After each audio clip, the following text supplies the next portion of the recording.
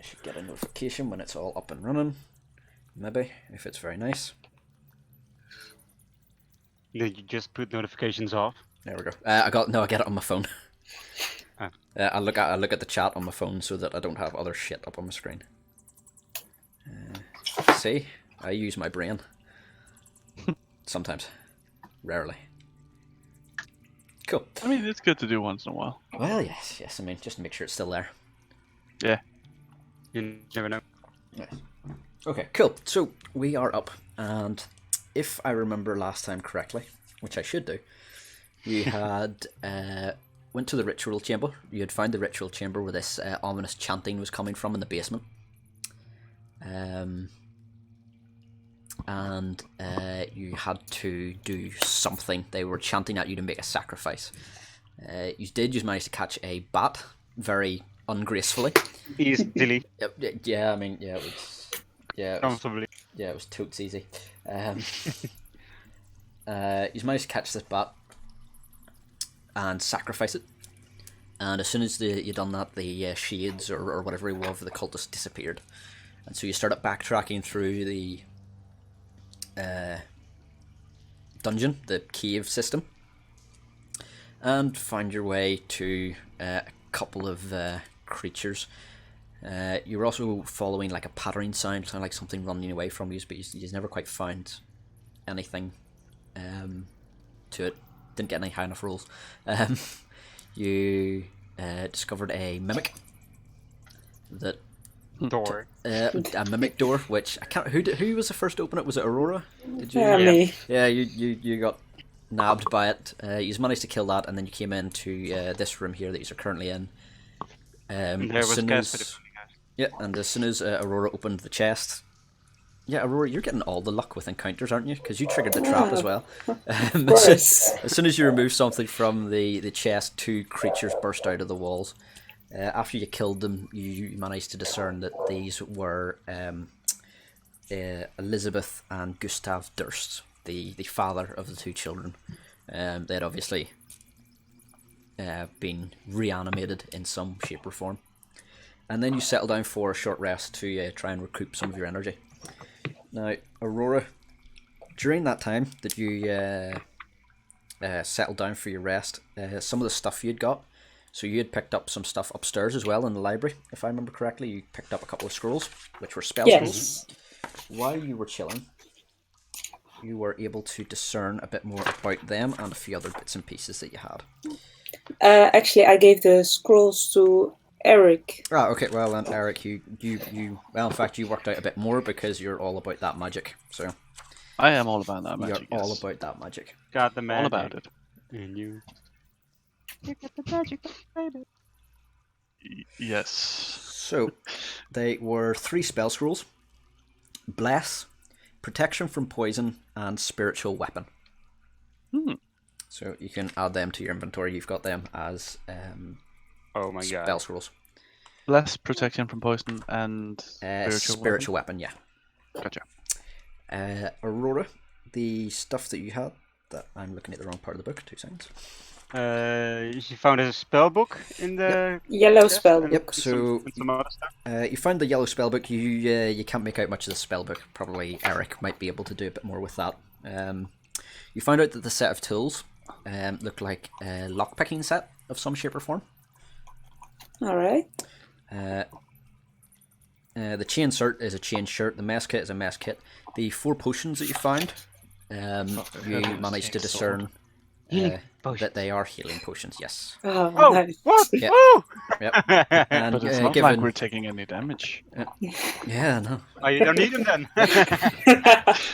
And they were contained in a small wooden coffer, like a small wooden chest, so you can keep them in that if you want, or you can take them out, whatever you want to do with that. And the cloak that you found is actually a cloak of protection. What?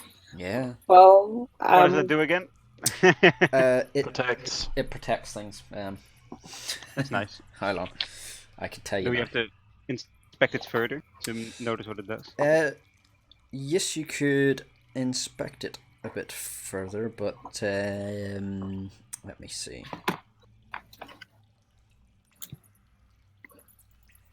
I'm being really lazy in googling this instead of looking through my, my book. I've got. Do you know, I've actually got recently donated to, or not, lent to me by a friend. I have the player's handbook, the monster manual, and the DM's guide sitting right beside me, like right there. And me too. I'm just googling it because it's quicker. It is easier. The Dumas kind beside me as well. Now a well prepared DM would have probably written it down somewhere. But you know. Where are these fucking items? Cape of Protection, you said? Cloak of Protection. Cloak. It gives you a one bonus to AC saving throws while you're wearing this cloak. So basically, it gives you a Wait, +1 to AC. Is it something you randomly decided, or is it in the actual campaign? No, it's in the campaign. Then it might actually just be in Roll20 as well. Do you know what? It probably is. Let me. Because I mean, I did Lost Mines and Fandelver, and every single item was there. Fucking so it is. That is awesome. Yeah, That is amazing. Yeah. I And love saving Roll20. I All love saving throws? Yep. So you get a plus. It's a pretty good thing. Now it does require attunement, which if in fact someone can correct me if I'm wrong here. I believe you need a long rest to attune. Yeah. You do. So you can't use that as yet, but you know what it is. And I'm just going to say that you, given that you are all resting and chilling together, I would say, Aurora, that if you were confused about, maybe what this does, I'm sure Eric would have maybe chimed up and went, "Oh, fucking, that's a magic thing. I know what that is." So nice. between the three of you work out what's what. Yeah. And lastly, you get the other items you worked out were a bullseye lantern and a flask of alchemist's fire. The bullseye lantern we gave to Eric. It's also on the Roll20 thing. Yeah. What was the because other? I can't see shit. Cast A flask? light in a 60-foot cone. It's it works for 6 hours on 1 pint of oil. Jesus, that's a lot of fucking light. Where do you see that? On the eye icon next to the journal, you can type in items, and it just shows up. Oh, okay, yeah. Are you able to add them from to your inventory from there? Yeah. Ooh. You See, should be able to. think you I've should, never because you figured have out to how though. What was Are we the gonna- flask? how It we was a how- flask of alchemist's fire. Can find that in the. No, Flask of Alchemist is not in the thing. Boo. I want to say it's like a Molotov, but I could be wrong. It does sound kind of like it. Alchemist fire. I guess we'll just put it in the inventory and see what it does later. Yeah, put it into the thing, and I'll work that out. Here Alright, we you go. can- Here we go. you can- Sorry, it's a sticky adhesive fluid that ignites when exposed to air. So basically, it's a sealed container that you can chuck at something, and yeah, it's a Molotov. Oh, Yeah. nice. With Basically. napalm in it. Basically, yeah. So how are we gonna divide the potions? Each have one, and then I don't know. I mean, I'm planning to keep this whole not taking any damage thing going. So We have to. We'll help you if you need it. yeah. Okay, Is so it that's minor health potion, just a potion of healing. So which is 2d4 plus 2. I believe so.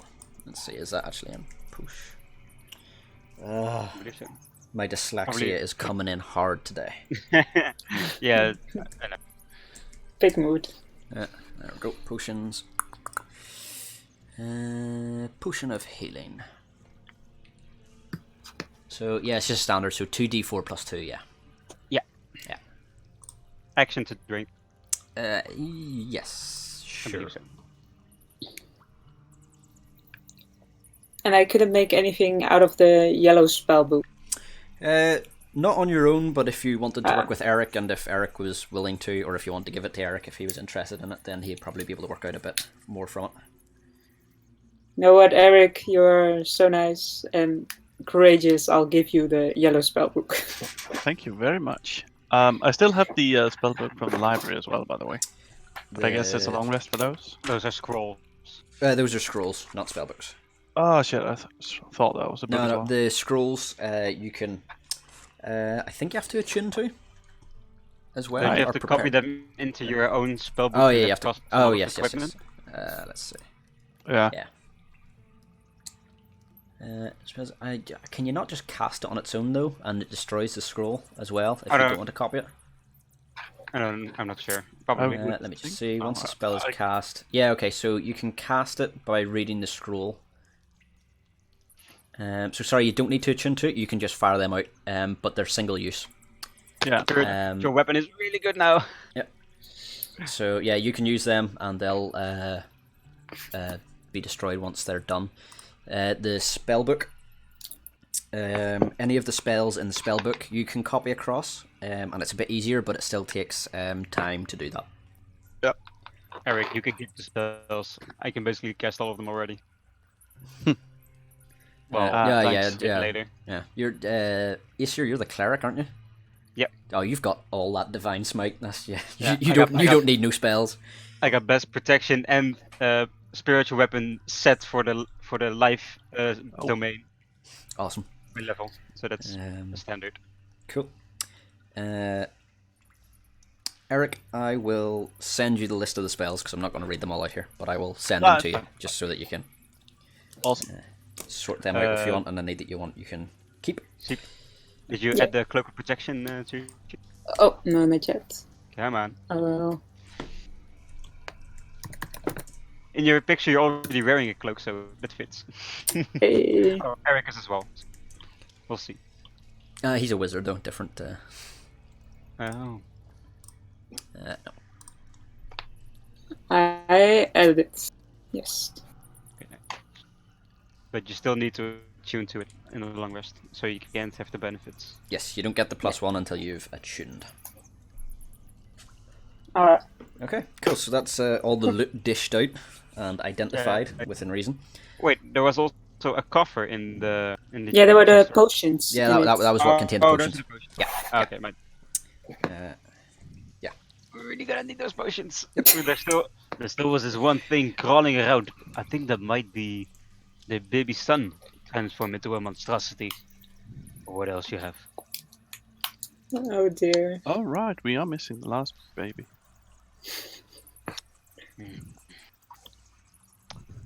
Well, Well, I we'll think we get need the- to find a way out of here. I don't want to stay here.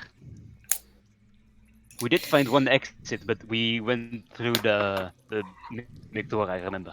It's Wait, back are you- where the statue was? Are you saying we should actually go out and do the quest we were sent on? That we're Maybe. getting paid for? Now that's the most sensible thing you've said all day. Who said you were getting paid? Yes. Helm, what are you saying? We're not getting paid. Yes. We're getting paid in knowledge. Yeah. No. Yeah. That's fine with me, to be honest. In the wind, you can hear Helm's voice say, "You've got spells. That's all you're getting." That's fine. Well, let's get out of this place. I'm so tired. I want to take a nap that's not in this house. That seems like a good idea. Where do you think we should go? I think we should go up to the exit that we found. Or maybe, I don't know if it's an exit. You remember next to the statue, instead of going out, you wanted to see the other side of the door, which almost ate you. No. I Alright, know I'm ignorant, but you should know when you're yourself. you are right.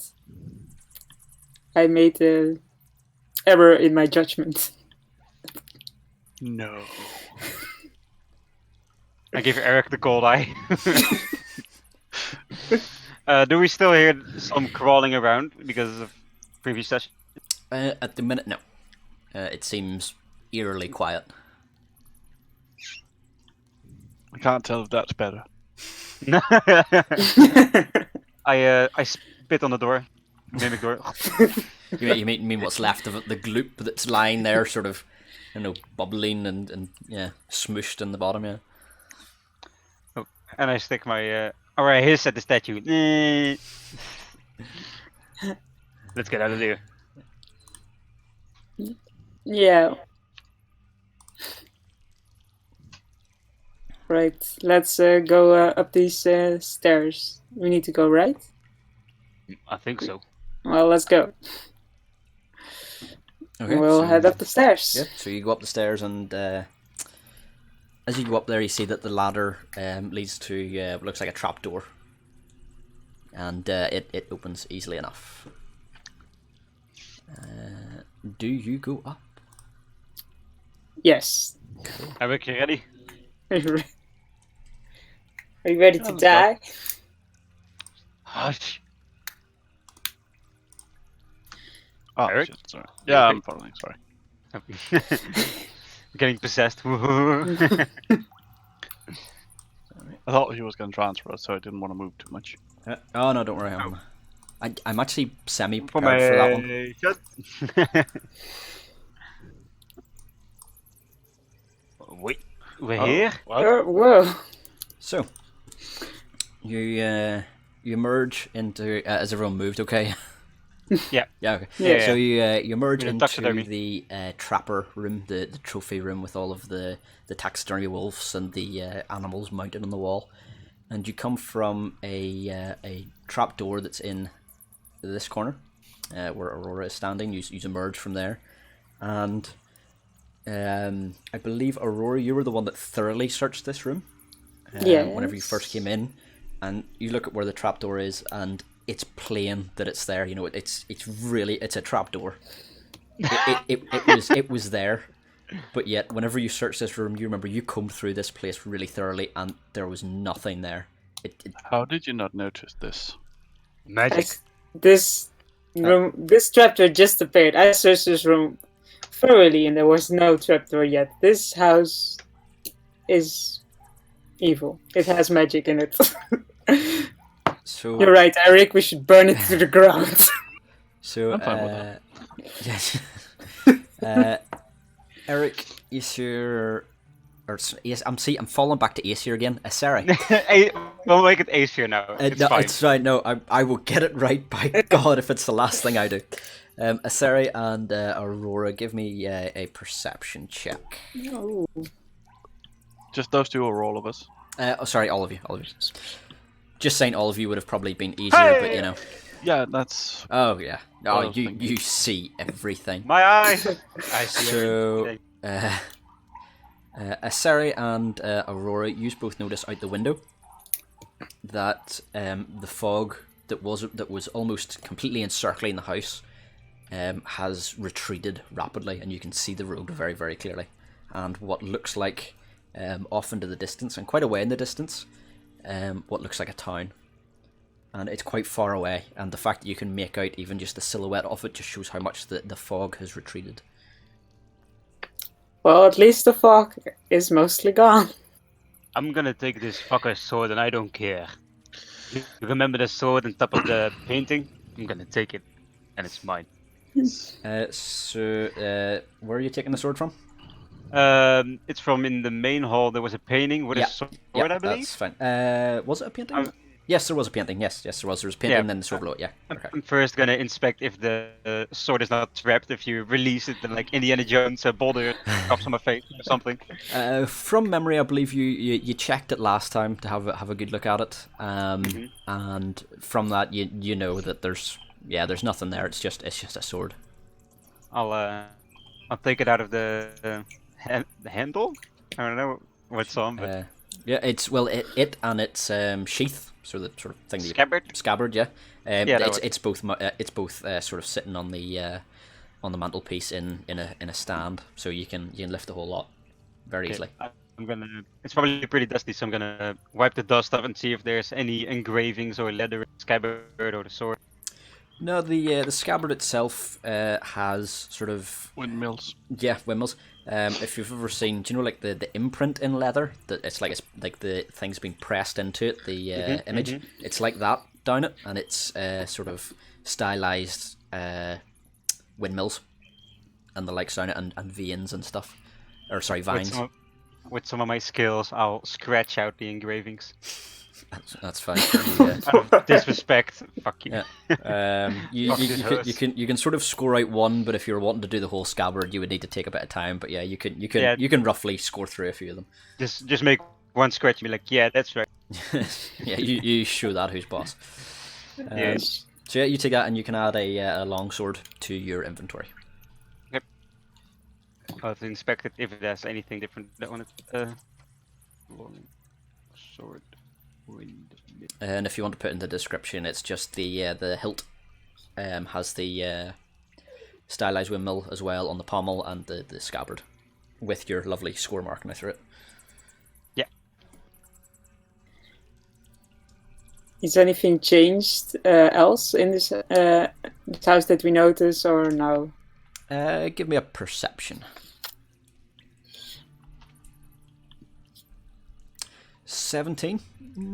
No, you don't see anything different, but you almost feel like a weight's been lifted. Like, it doesn't have the same oppressive feeling that it first had when you came in. You're not sure whether it's just because you've been here for so long, or from your encounters in the tunnels below have maybe dulled you to the oppressiveness of the house, but it definitely feels like a weight's been lifted. Well, maybe we'll see the girls outside. I highly doubt it, but we'll see. I mean, there's still a baby crawling around somewhere. I really don't care. I'm so sorry. I agree. Don't care. I'm disappointed in all of you. If you really want Aurora, you can go look for it. But Yeah, I'm going to look in this godforsaken evil house for a random crawling baby. Good idea. I'll wait outside. Okay, Aurora, roll initiative. No. Oh, no. Demon comes from the ceiling. Demon baby. What? I doubt this baby is alive. So, Considering that it's a baby and everything else in the house is dead, I'm gonna assume you're right. I say small prayer for the baby in this house and the children, that they find rest. Even their Definitely parents. not. DM, Yes. do the paintings look different than before? No, they look about the same. Okay. So I'll make a way out. Ah, Attempt let's- to open the door. Okay. So, did I leave the door open? I did. So, yeah. Well, sorry, you left the door open, but you know.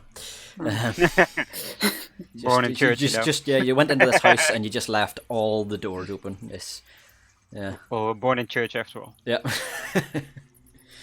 So, as you step outside, you all take in just how much the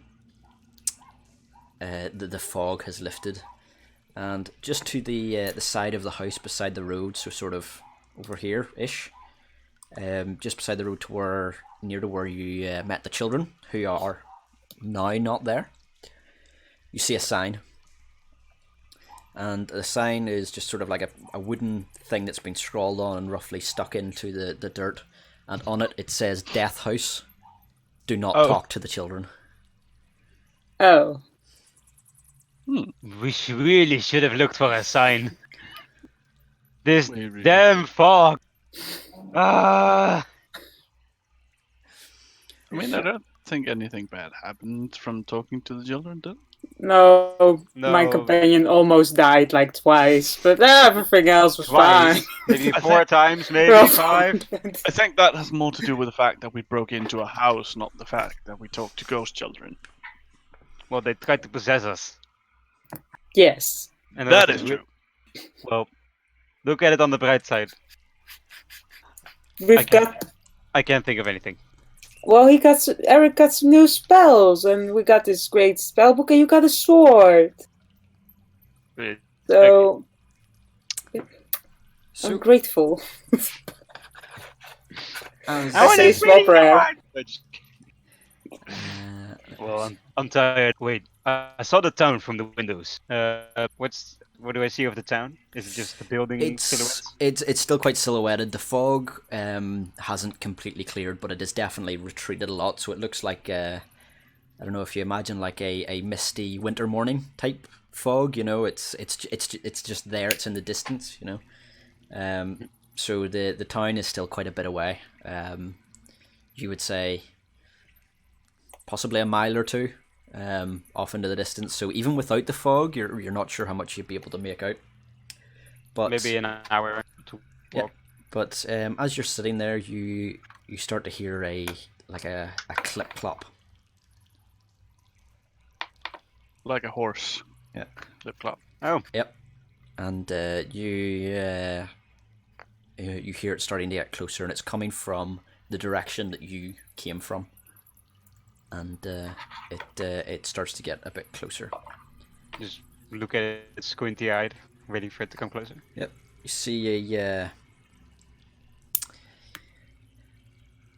it's a silhouette as well in the distance, sort of rectangular shaped as far as you can see, but it approaches fairly quickly. And A wave. you you see see a essentially like a stagecoach, like a horse-drawn carriage, which is black, and it's drawn by 4 very large, very strong-looking horses. You know, very heavy set. They they looked expensive, for want of a better word. They look very, very strong. And the carriage, as it's coming up, it has plumes of like feathers coming either side of at each corner of purple color, and they're sort of flowing off to the side, and the carriage is engraved with what looks like silver around the outside of it, and in sort of swirls, and there's quite an expensive feel to it. It looks very well taken care of. Give everyone who takes notice of it. So if you're not that interested in them, don't need to make a roll. But anyone who wants to take a chance, make a roll. Perception. What? Perception. Hey, that's Hey! Jesus. Bless God. I just love that carriage. It's beautiful. A horse girl, of course. Yep. Eric and Aurora, both of you notice something very odd about the horse-drawn carriage. Oh In no. that there is no driver. Oh. Well, those are some well-trained horses. As it comes up, you almost feel that it gets a bit darker as this carriage draws up close to you, and you notice something, that it's Time moves slowing really down fast. as it's getting closer to you. Is it making a straight line towards us? It's following the road, so it hasn't. The road runs right past the house. Mhm. Near enough, it's not far from the house, so it would need to pass you anyway. But it's slowing down as it's coming close to you. I'll stand up and put my hand up and look if I see anything in the car, because there's no rider. Yeah, no, you as you look, the only windows are the 2 on the doors. I'll hold my thumb up for a lift. They both have curtains drawn across them. But as it pulls up close to you, the horses sort of neigh and sort of stamp their feet impatiently as they are drawn to a stop, as if told by some silent command. And By my thumb, Yep. because they give me a lift. that's, Oh, yep, it's like Hitchhiker's Guide to the Galaxy. Just put your thumb out and a ship will pick you up. yeah. And as soon as they come to a stop, the door swings open. Hello? Hello. Anyway, you're brave. Check it out. No, I'll check it out. Eric, don't worry. I Don't like listen to him. horses. I like horses. No. They're beautiful. I like this carriage. Did you see the details? Damn. Eh. Oh, No, it's I guess. Let's step What was it? closer to the What is carriage. that, Eric? It looks expensive. Okay, so you step closer, and it's very dark inside. Yeah, you can't tell too much. It looks like it almost looks like inside is like swallowing light. It's just that sort of pitch blackness inside. I call hello. Is anyone inside? And if so, could you perhaps offer us a ride to the town? Please? You hear a very sort of monotone but stern, calm voice just say, "Enter." Oh, we can enter. Let's go. Really? That was easy. No, I see nothing wrong with this. How much do you have to pay? Oh yeah. Well, I asked them if he could offer us. I mean, We could pay them with the knowledge of our god. That's of priceless. course. You hear the voice. I'll follow behind. You hear the voice come out from the carriage, and it says, "You've already paid the price." Oh. What was the price? Shh. She totally paid before. Let's go with it. Okay. I'll also look into Alright. Well, I'll climb in there. What's the Okay. worst? Oh, that could sorry, happen? ladies first. Oh yeah, thank you. I entered the cabin, Okay. Follow the behind. wagon. Okay. So all of you get in then. Is that the? Yeah, a bit Yeah, cramped, but sure. whatever. I'll stay in the back because I'm a bit too tall. Okay. I mean, we survived the death house, whatever. Curious puppy eyes looking over Aurora. So, Yeah. Can So we see anything who now was that who we're was the in there? first to enter? I. Oh, Oh, you? Eric can Oh, go. I, well, you sounded oh, like you were waiting, so I just. oh, I thought I entered first. But if you want to enter first. Let's go Yeah, with sure. Eric. He doesn't get to enter first a lot. Okay. We're gonna risk him this time. Yeah. Okay. Eric, you take 5 points of damage. No. Yes. Potion healing. So Eric, as soon as you actually go into the carriage, it's almost like a TARDIS. Wait, dude. Oh, Yeah, sweet. I just realised cultural differences. You're all aware of what Doctor Who is. Yes. Okay, Yes. that's fine. So it seems quite big on the inside compared to the outside. Now it's not massive by any stretch. It's just from the outside it looked deceptively small, but inside it's quite spacious with two very plush velvet cushioned seats either side, so that the passengers would be facing each other. And there is a man sitting there, and he is wearing very no. And he is wearing very fine clothing, like a red tunic that comes down sort of just above his knees in a point, leather pauldrons and a very heavy cloak, and he has black hair that's slicked back, and it's quite long, about shoulder length, and has a very chiseled, gaunt expression, and So he's a handsome man. he is very much so. Is he And- above 6.5? So I would say he is an easy, solid 9.5. Oh, shit. Oh, I I, mean, he blush. is. Um, Oh Like yeah, my babies. he's you would want his babies, or maybe you won't. Find out next time on Dragon Ball Z. So Who gets is this like the fairy thing where the males get pregnant? yeah, exactly. Oh, God. So sorry. I greet him.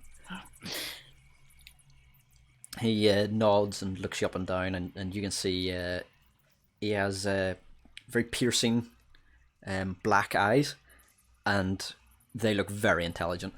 And he sort of looks you up and down and nods and gestures to the seat in front of him, and he sort of gestures to everyone as they enter.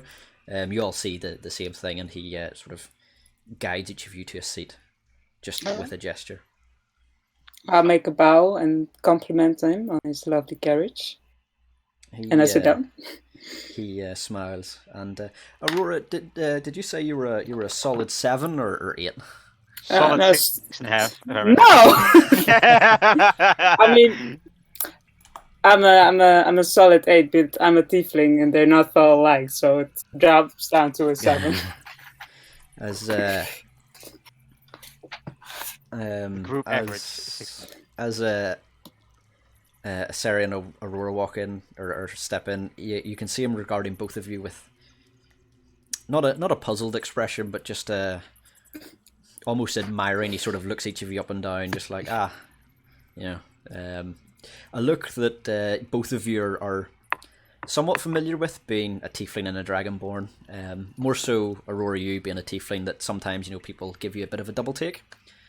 And Fair. Aseri, you in some parts where it's mostly human settlements are not used to dragonborn, you've seen looks similar to this, except this man's look is almost approving.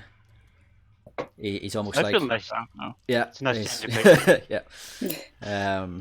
So as you walk in, he sort of looks you up and down, goes, and Aurora, as you stepped in, and did your bow, he reaches forward and takes your hand and kisses the back of your hand. He's like, I blush. pleasure to meet you, and gestures you to a seat. Thank you. I sit down. And as soon as you're all seated, the door closes shut, and he clicks his fingers, and the horses start moving again. I'm gonna whisper in Aurora's ear. I'm so jealous. I mean, He's so wow. pretty. I thank him for taking us up like this, and I politely ask his name. Before you do, everyone give me a history check. School. Oh no. Aurora, I'm Aurora- too entranced by his Yeah, handsomeness. you're just looking at him going, oh, he's so pretty. I can't handle it. He kissed my hand. You're looking Oh at, my looking God. at your hand. Yeah. Like, wow. Yeah. I'm never washing this hand again. Never felt so loved. Eric and Aseri, you recognize this man's face. Oh, You've seen it before since you came here. since we came here? Yes. You've seen Since it. we entered the big gate. It was the statue. Correct. Oh wait, Statue, really? The statue that you've seen. Now, the statue was quite crude, but given your amazing history checks, you can see that this statue was clearly meant to represent this man. Wait, the statue inside the house. the The basement. one that was in the basement, yeah. Oh my God. Okay. I asked him if it was his house. He Just writing. He is this does- your house? yeah, the carriage. Yeah. He just drove past this house. Oh no, he stopped at it. he gives a. If you imagine someone who never smiled, them trying to do their first attempt at smiling, that's sort of what crosses his face. It's like a smirk, but with a bit of a grimace to it. And he's like, "No, that was the home of lesser men." Can I see his teeth? Eric, don't be rude. Eric, what did you say? Yeah, did you say that out loud? Can I see your teeth? What did Eric say? What did you say? What I are you didn't hear doing? it. I'm not saying it out loud, but I was just wondering if I could actually see his teeth when he spoke. Not really. It's quite dark in there, and Okay. whenever he talks, his mouth is. Okay. In fact, thing I'm not almost looking at this man, you could see that every movement he does is very calculated and thought about beforehand, and the way he talks is done in the same manner. It's like he's thought about this, what he's going to say, days in advance. It's like what he's going to say, he knows exactly, and that's it. There's no wasted effort. So even when his mouth moves, it's just what it needs to do to say what he needs to say, and then it's closed again, and his demeanor doesn't change. My demeanor from being really surprised at his handsome face now changes to I don't really trust this guy. Just a little bit holding back, eyes lowered, head lowered. Just curious. And did you ask him his name, or was that? Yeah, Eric was- I did when I introduced myself. Yeah. He says, "I am Strahd von Zarovich." So when you said when you got out of this you bastard. So yeah, we see foreshadowing. No. If it makes you feel any better, this was planned before I even had a group. So, I was going to say I'm not being a dick, but Fair enough. Wait, Strahd's name was mentioned in the letter, wasn't it? it Yeah. was the letter that you read that said to my worthless subjects. Yeah. In your fact, dread it should still be in your diary Yeah. if you want to read It it. says, "Your dread lord and master, Strahd von Zarovich." Who has the letter? I think Aurora does. Because she Oh, gave yeah. you the stuff, because she ended. I poke Aurora and ask if I can see the letter. I'll say sure, and I hand it over. I don't see anything going wrong. I hand it over to Strahd and say, "Hey, I think this is yours, by the way." Well, that's a bold move. That's a really bold move. Holy shit! So you hand him the letter.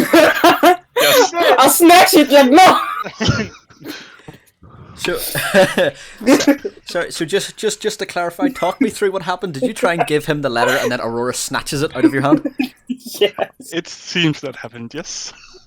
Okay. Aurora, Yes. give me a dexterity check. No! Come on. Uh, Well, this was a quick run, guys. Oh, good God. 16. That's a save, but what was your modifier? It's the same. It's a save, One. so that's fine. Yeah, That's that's right. So yeah, you managed to snatch it out, and you see that Strahd has just not even phased. It's almost like he didn't even acknowledge that happened, but he says, "You do not need to show me what's in that letter. I remember what it was written, and I I'm stand sorry. by what I said. They were fools." So, I mean, I could uh, agree with that being into the house. It was not. lovely weather, right? They're dead fools now. Oh, yeah, that's true. Well, they probably were, but they're deader now than they were earlier. They are not dead. Really? Oh, Part of their I could have curse. sworn we killed them. He sort of Oh. he looks like it's part of their curse. That house, Ah. even if it's destroyed, it returns. Anything killed in it comes back. Did you curse it? He gives like the shortest of shakes of the head. No. I pull out the sword. Then I come out. Is this cursed? He glances at it and sort of not quite shrugs. I mean, shrugging would be too common for him. But as close to a shrug as you could get, just like, what is this item you're showing me? Like, it's just utterly beneath him that you're Never asking mind, him this Threatening him with question. a sword? I'll put it away. So, I'll just shake my head like, oh no. I'll put it away. So, lovely weather, right? He ignores you. I'll Right, ask, Eric? I'll ask him Yeah. if he's heading into town also. He says, I am heading back to my castle, but I noticed, and he turns to you, Aurora, and says, I noticed, Aurora, Asari, and Eric, that you fulfilled the ritual in the basement of that house. The sacrifice thing? He nods. Oh, yeah, we did. But, I'm sorry, it seems like the only way we could get out safely. Kill the rats. Was a bet. A bat. Bat, rat, cat. Yeah. He says, what happened in that house was of little consequence to me, but it was interesting to see the way you handled it. I just think it's very sad for the children in the house that they have to suffer. He again has that look as if what you said was beneath him, that like children, they mean nothing to him. He becomes less handsome to me. Attractive points -half. He's a 9 now. Yeah. Become more relatable to me. Yeah. So he's went down to a 9 for Aurora and went up to a 10 for Eric. Oh.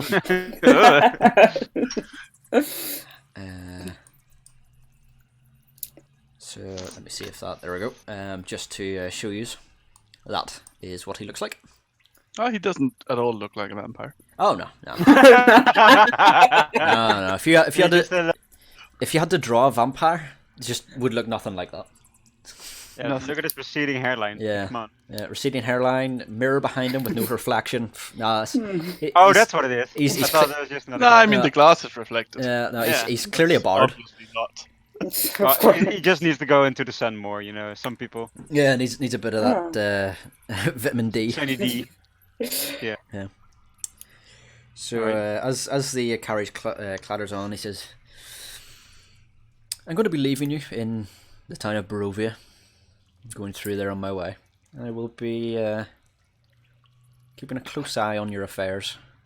as you journey through this land, and he sort of glances at Aurora, and he's like, "I will be keeping my eye on you very closely."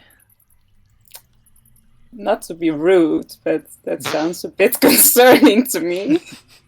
Is it because I'm a tiefling? This is kind of racist.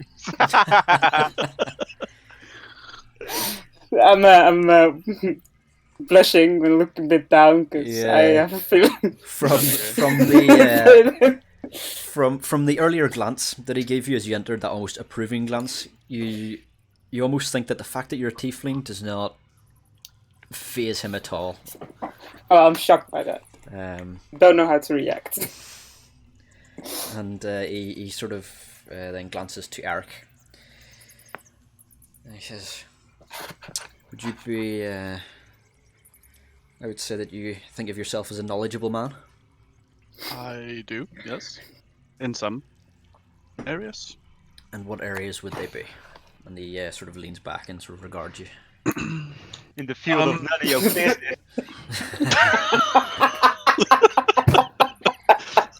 Sorry. Sorry. Okay. I ignore the scaled one. I mostly dabble in magic and magical history. Those are my main areas of interest. He sort of leans back and goes, I also study magics. Oh. We could potentially learn quite a lot from each other. I would certainly be interested in that. You seem knowledgeable as well. He again does that sort of smile that is almost unnerving. That's not quite a smile. And I have had many years to practice and learn. Could you perhaps, or could I be so rude to ask, what kind of magic do you study, or did study? Yeah. Looks at you and goes, in my years I've studied many kinds, but arcane. And a few things a bit more hidden. Hidden? You sound like a mysterious man. He again does the unnerving smile and says, "It's Lovely interesting. smile. It's interesting that you assume I'm a man." And at this point, the carriage sort of shudders to a halt, and the door opens again. And he gestures to the door. He says, "I will be seeing you all very soon." Wait, I'm sorry, Mr. von Zarovich? If I may ask, what did you mean by going to your castle? He looks at you and do you know that look that a teacher gives a student whenever they ask a stupid question?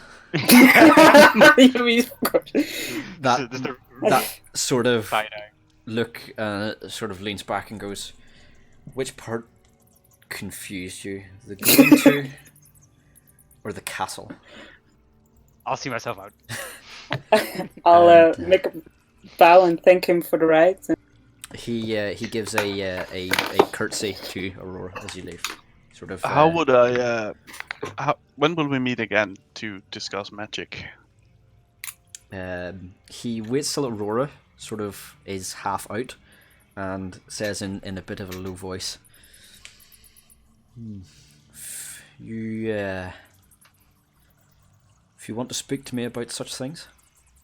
And he sort of goes into his pocket and pulls out a small mirror. And for anyone who doesn't understand a Northern Irish accent, that is a mirror. They think that you look at yourself in. You got it. That trips a lot of people up for some reason. They're like, "What the hell's a mirror? I don't know what a mirror is." So he hands you a small mirror. And it's quite a fine thing. It's silver with gold lace, and it's twisted, but it's quite small, the size of a hand, or the size of your palm. and says, "Whenever you're alone, say my name into it, and we can discuss all the magics you wish." And then gestures for you to leave. I graciously accept it and bugger off. Leave him to his carriage things. Alright, so you can And add put the the, mirror to your inventory. And as soon as you step down, the door closes and the horses, again similar, even though now you know that inside Strahd is clicking his fingers, from the outside it looks like it's an unknown command. The horses rile up and take off. And Aseri, as soon as you step out, you immediately see to the... oh, actually, let me just change your map. Someone got his number. Yeah, I was thinking the exact same thing. So, do you know what? I now know the title of this episode. Eric Pulls. Eric got a date. I can't believe Rebecca won't believe you. Alright, Just... what do I see? So, sorry, I'm just... I can't help but wonder now, since this is some kind of a mirror to talk to people, will I actually be able to see him through it since he's a vampire? Well, since he's obviously not a vampire, but if he were a vampire... yeah, what made you think he was a vampire? Spoiler warning, God! Jeez. I thought he was an orc. Jeez. It's not like he's on the cover of every single thing. Strangely enough, the artwork for Strahd on the front of Curse of Strahd looks fuck all like the handout that I showed you. Oh, Wait, Like, sir, if you Google it and look at the Curse of Strahd thing, to me they look nothing alike. But that's just me. So I see. I mean, he looks like a vampire, but to me doesn't look the same. Each, maybe half vampire, like half elf. Yeah. We'll see. With a nice city map. Yep. Sorry, I'm just getting to the right chapter. Okay. Yes. So, Aseri, as soon as you step out, let me just check Fog of War to make sure that you are actually seeing shit. Yeah. Okay, that's fine. Wait, what was the name of the town he dropped us off? Barovia. So Barovia. And in the town, I'm not going to do Fog of War line of sight on that just because of the way the map's laid out. It's more like a map that you would have type thing. So just I'm just leaving it open just for ease of this. Aseri, you see in the far west of the map. So just to orientate, this map is orientated a way a map should be. North is to the top. Okay, East, nice. And yes, it's actually correct. So you see to the west, past. If you see this building here, if you see my ping. Yeah, I don't think that's a circus now. No, that that from what you can see looks like a church. But beyond that, on past it, it's not on the map. You see a massive castle on a hill, and it looks huge. And the carriage that just dropped you off is speeding off down the road towards, you would assume, that castle. And with that, you realise what castle Strahd was talking about. I thought he was speaking metaphorically. How? Every man's home is his castle, they say. But I didn't expect this. Where are we even? I don't remember a castle or this town on any map. Yes, correct. That is something else you will all be aware of. This town, Barovia, sounds completely alien to you, and it's not a small town. But as you step out, you will notice that it's getting late in the day. Now that the fog's receded, you can now get a bit of a clearer idea of where the sun is, even though it's still heavily overcast. You can make out that actually the sun is going down and it will get dark very, very soon. The town itself looks very run down. Most of the houses either side of you are boarded up, and some of them even have doors hanging off their hinges. There are only a few that look like they have lights coming out of them. The houses, style-wise, look very similar to the Death House, the house that you just left. It's very Victorian, Gothic architecture, a lot of townhouses, and everything's very squished together. It gives a very sort of overcrowded town look, even though most of the houses that you see around you are abandoned, as far as you can tell. Can we see any people outside?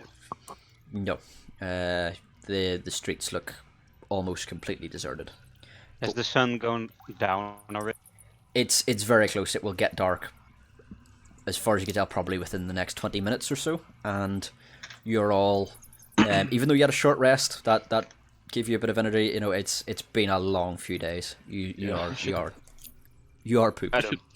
We should probably look for a tavern or an inn or. I really would like to extend my nap time. These naps are way too short, and I'm really tired. I too. Maybe someone at the church could help us. Or we could go for the center of the town. There's usually a tavern or an inn, or We can always try the church afterwards. I think I know that Eric isn't too interested in religion.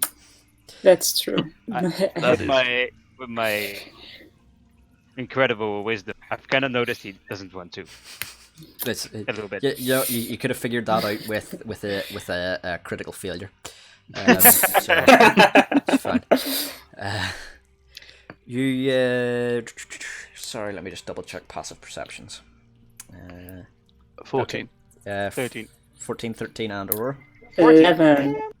Do you know what? Actually, do me a favor, peeps. Do you see whenever you click on your token? Do you know the way you have a empty circle there, the red one? Yeah. Can you put your passive perception into that for me, please? Because I will forget. Now I'm definitely gonna get this feat that gives me +5 in that now. Yeah. That's 14, cool. I can always hope you look at it and think it's my armor class. No. No, that's confusing as fuck. It was worth a shot. No. And 11. Okay, cool. So, yeah, all of you, while you're standing there, you hear something. That's vague. Yep. It's pretty vague. It is like a... It is almost deathly silent in the village, except for sobbing. You can hear someone crying, like a gut-wrenching, like someone has just had the worst news of their life, and they are just bawling their eyes out. You can make out that it sounds, as far as you can tell, like a woman. Yeah, maybe let's go find this tavern. Yeah, tavern. No, let's go find this woman.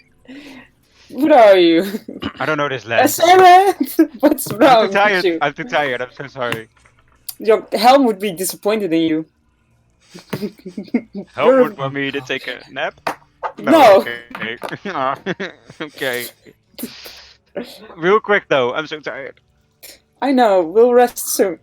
I'll say we head down to the crying where the crying came from. Slop behind her. I want to go.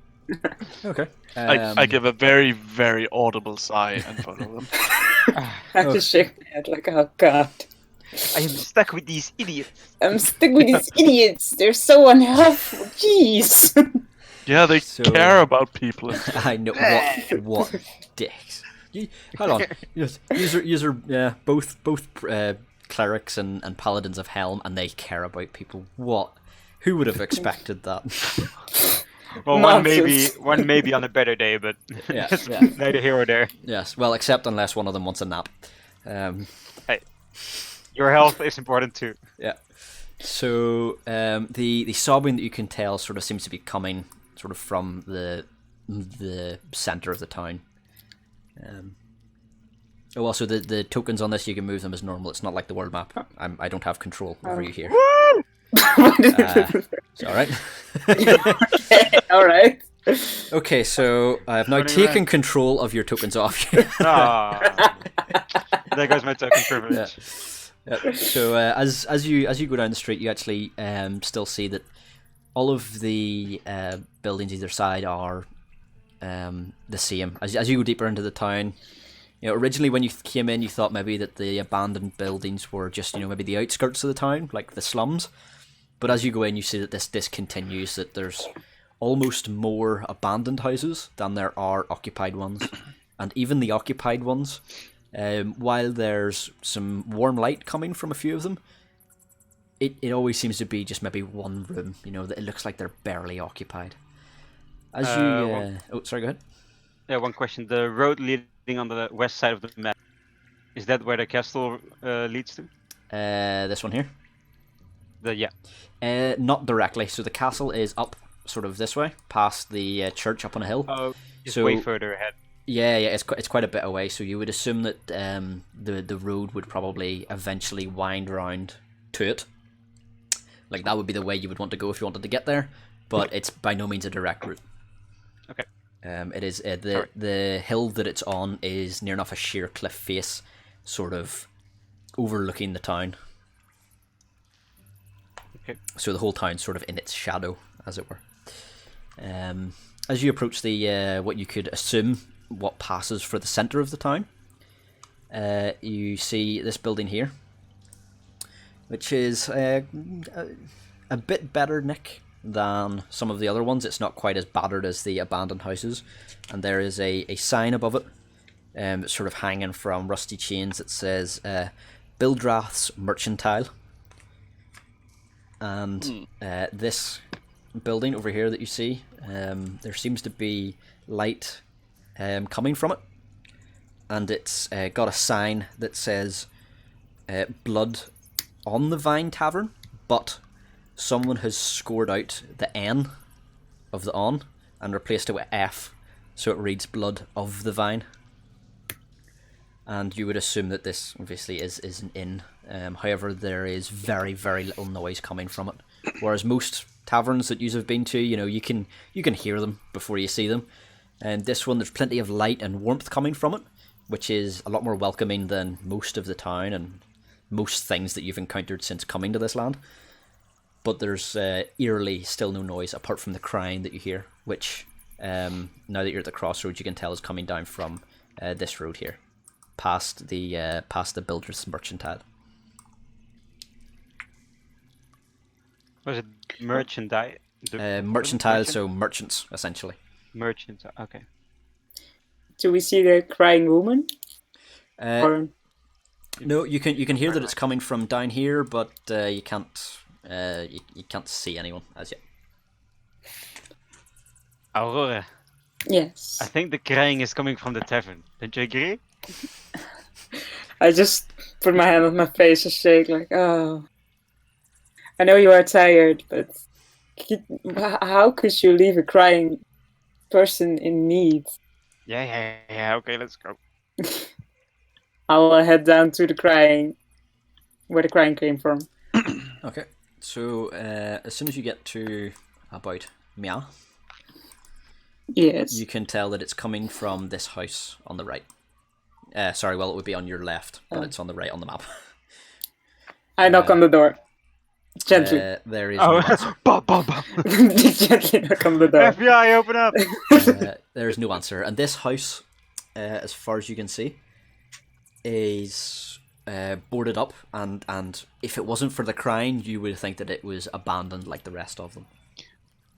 I mean, have you considered the option that she's just like had her heart broken and wants some time on her own? Oh,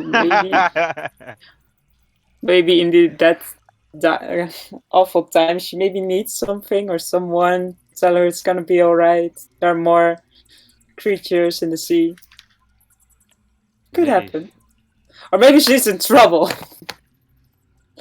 I knock on the door again and say, "Are you alright?"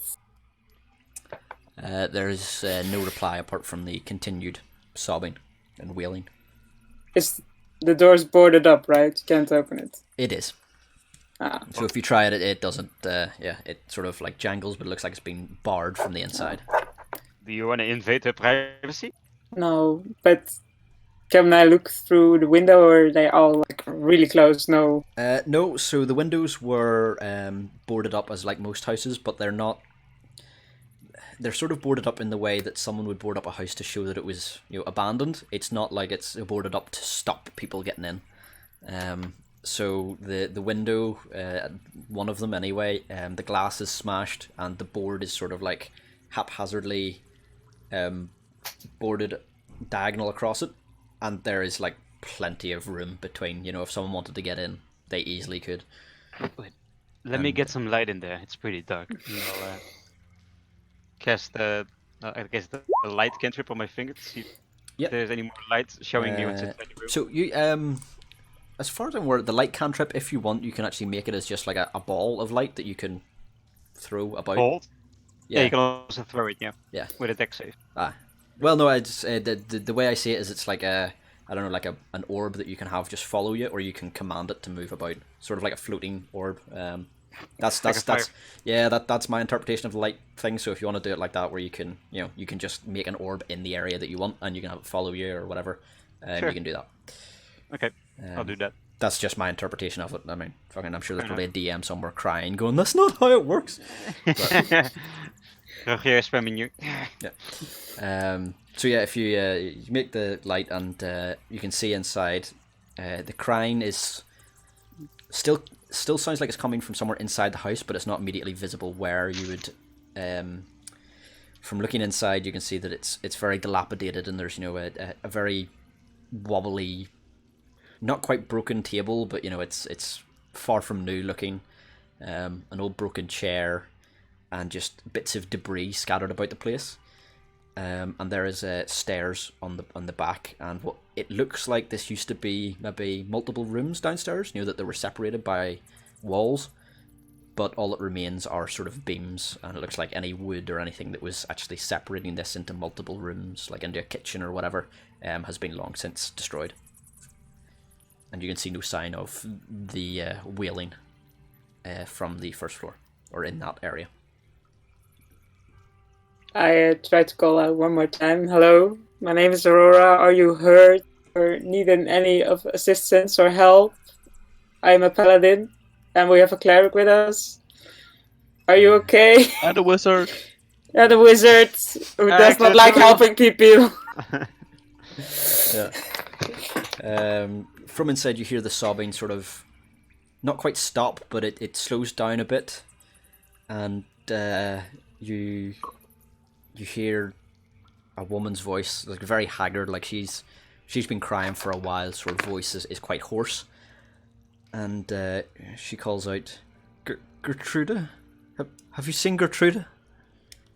We just arrived, but we would like to help you look for her.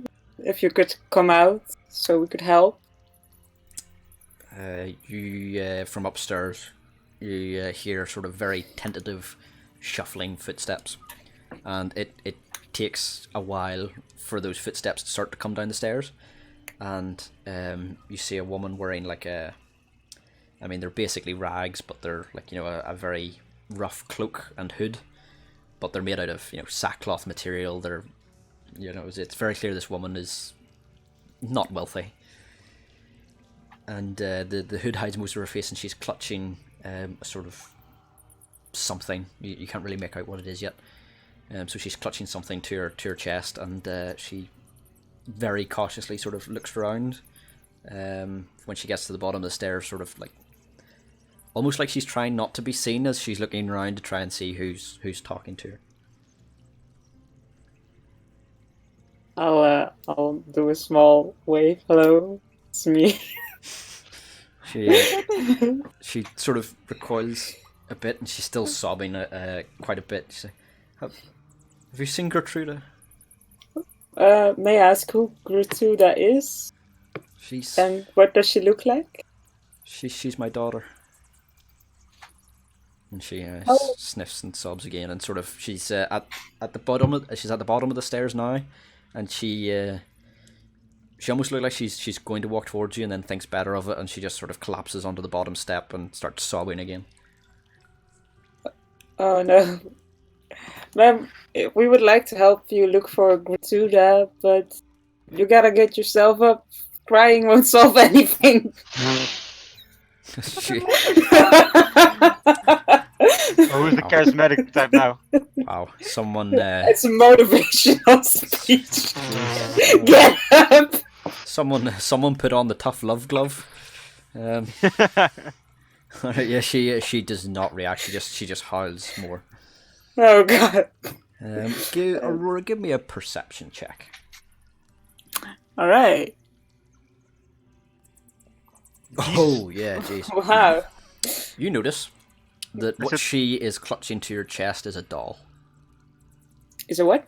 Is a doll. Oh no. And you have seen a doll that looks very much like this before.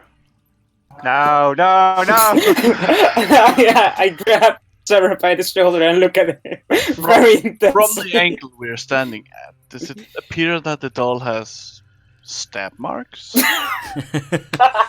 Yeah, still got a knife sticking out of it. No, Aurora, from what you can see now, it's hard to see because you only really see the back of it because she's sort of like cradling it, almost like a baby.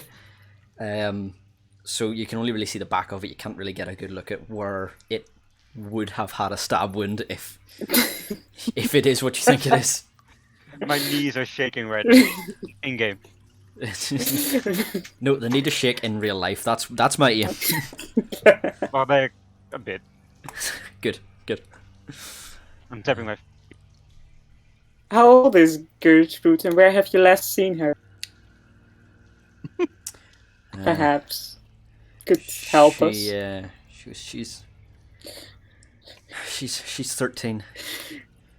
She was nearly taken by the devil. Who is the devil? I mean, I know who the devil is, but... she looks and she has like a foul look on her face. She was the devil, that cursed beast, and she sort of gestures just out to the east. Wait, hold on, sorry, wrong. West. Yeah. Just west in general. That's where the castle is, right? That's right. That's where you are. Correct. She means with devilish looks. Oh, no! Oh, there it is. Yeah. You mean where the castle is? That's where it lives, yes. And she again, she spits the words as if it's, as if it tastes sour on her tongue to say it. Do you know this devil? She's like, we all know this devil. What happened to this town? It seemed not in its best shape. She looks at you and sort of goes, "We're not listening. Him, that fiend." Oh, I mean... And again, she gestures to the west. If you know where she is, why don't you just go see her? Go get her. She Such a dicks. she gives you a strange look, as if you it's almost as if you said, "You know what? Just go and hang yourself." Wait, no. That's the sort of look of like that's the way she took that advice of just, you know what, just die. That's what you need to do. I'm sorry. And she starts howling again and clutching this thing. Is your daughter in the castle? She was like, I don't know. She went missing a week ago. You know what? We'll take a rest. We get on full strength. We head down to the castle and go get her. What do you say? She looks at you, and for the first time, she actually looks not quite happy. Again, she has a look similar to what you've seen in Strahd, where it was the look of someone who's never smiled before. Now with him, it was a bit different, but with her face flashes as if she's happy, and it's almost like feeling happy is unusual to her. Like that, this is a brand new feeling to have a feeling of joy. I whispered to her. I know we want to convert people, but don't make false promises. And she I say we go look. She stands and sort of again shuffles towards you with a bit more speed than what she did coming down the stairs. And she goes, "Really? Really? Will you help find her?" I will try my best. She goes, Please, have hope. She goes, thank you, and then she holds out the doll, and she goes, this was Gertruda's. Please take it to her. And she holds out the doll. Yeah. And as soon as you get the doll, you can see that there is no stab wound on it. Oh, that's a small sign of relief. Deep sign of relief. Yes. However, looking at it, it does look exactly the same, except for there's a small frayed tag, like a label on it, that says, "Is no fun, is no Blinsky." Oh, that's not good. That's no good. That's not good. No fun. It's no fun, it's no Belinsky. Yep. Let me see. Oh, that's very sad. I was hoping it would have a picture of the doll. It does not. I showed you a picture. I showed you a picture of it before. Yes. Yeah. It's in the Discord. Yeah. Yes. For the viewers at home, Google it. It's a Blinsky doll. Yeah. Oh, actually, no. Do you know what I can do? Discord, don't look at our chat. Go away. That is a Blinsky doll, which I just realised you will not see because I'm capturing the browser, not the screen anymore. Never mind. Google it. I can only do so much. I'm just one man with Roll20. So she hands you this, and she sort of stands back and sort of holds her hands together, almost like a prayer, but it's almost like it's just she wants something to clutch. I'll grab her hands and say, "Pray with me." I will do my best. I will let God help guide us for the protection of your daughter, wherever she may be. And I say, "Bless you." Bless you. She goes, thank you. We'll head down to the inn for some rest, and tomorrow we'll make sure we try our best. Now get some rest. Please don't cry anymore. Don't forget to give her the pamphlet. I give her the pamphlet. Helm. Oh, so I missed that. Are you carrying pamphlets of Helm? No. Unfortunately not. No. Do you know what? If you want pamphlets of Helm, you can have pamphlets of Helm. I am fine with that. Oh yeah, that's 1 out of 500. Yeah. That's Okay. our background. Yep, you can add 499 pamphlets of Helm into your. I'm inventory. overcumbered now. Yeah. And do you know what? If there's anyone artsy in the chat, please someone design up what that looks like. Oh, I'll design one myself. if Yes, good man. I did one for a previous campaign. I made one for Awesome. what was her name again? Chelsea? Shantae. No, Oh, Shantae. The deity of light and Mother Nature. Nice.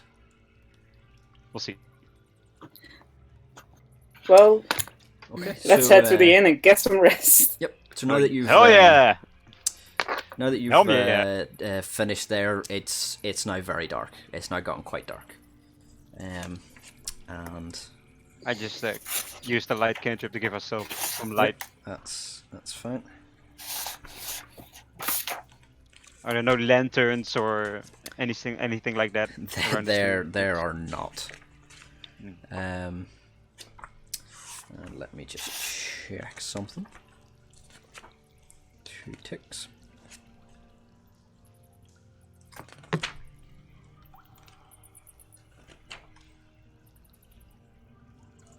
No, apparently not. Okay, that's fine.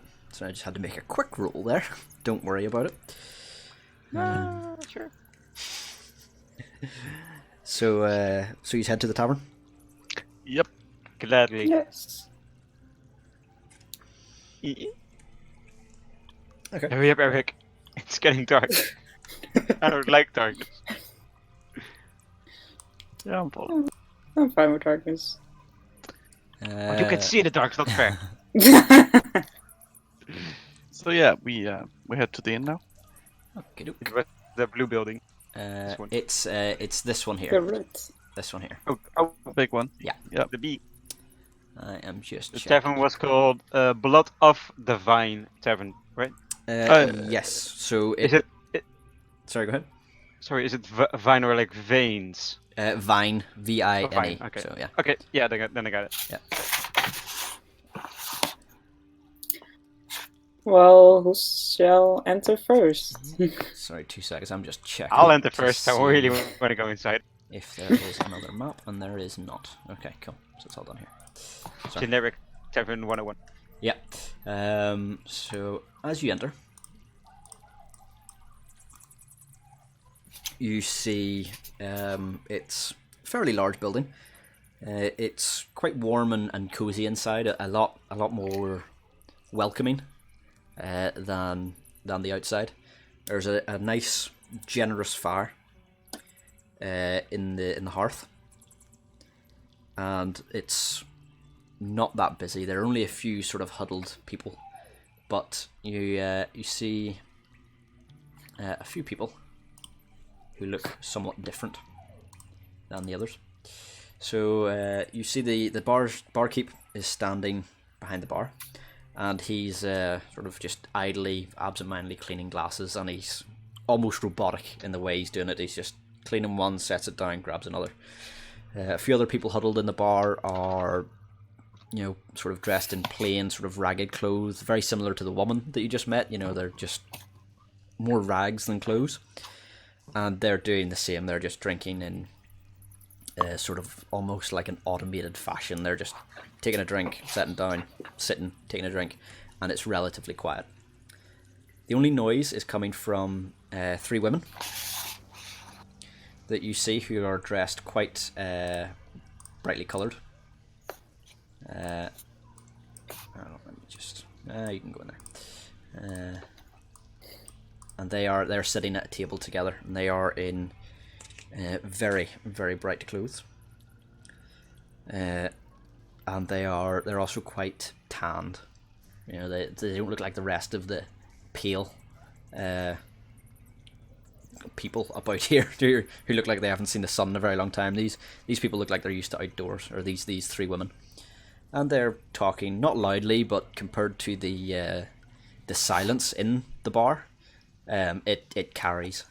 And there's also another man sitting at a table by himself, and he's dressed a lot better than the rest of the rabble. He's wearing relatively fine clothing, and he has a nice sort of long blondish hair and a sword at his hilt, and he's sitting and sort of reclining, drinking his beer, and he looks a lot more like what you would meet in a tavern in general, rather than the other denizens who are just robotically drinking.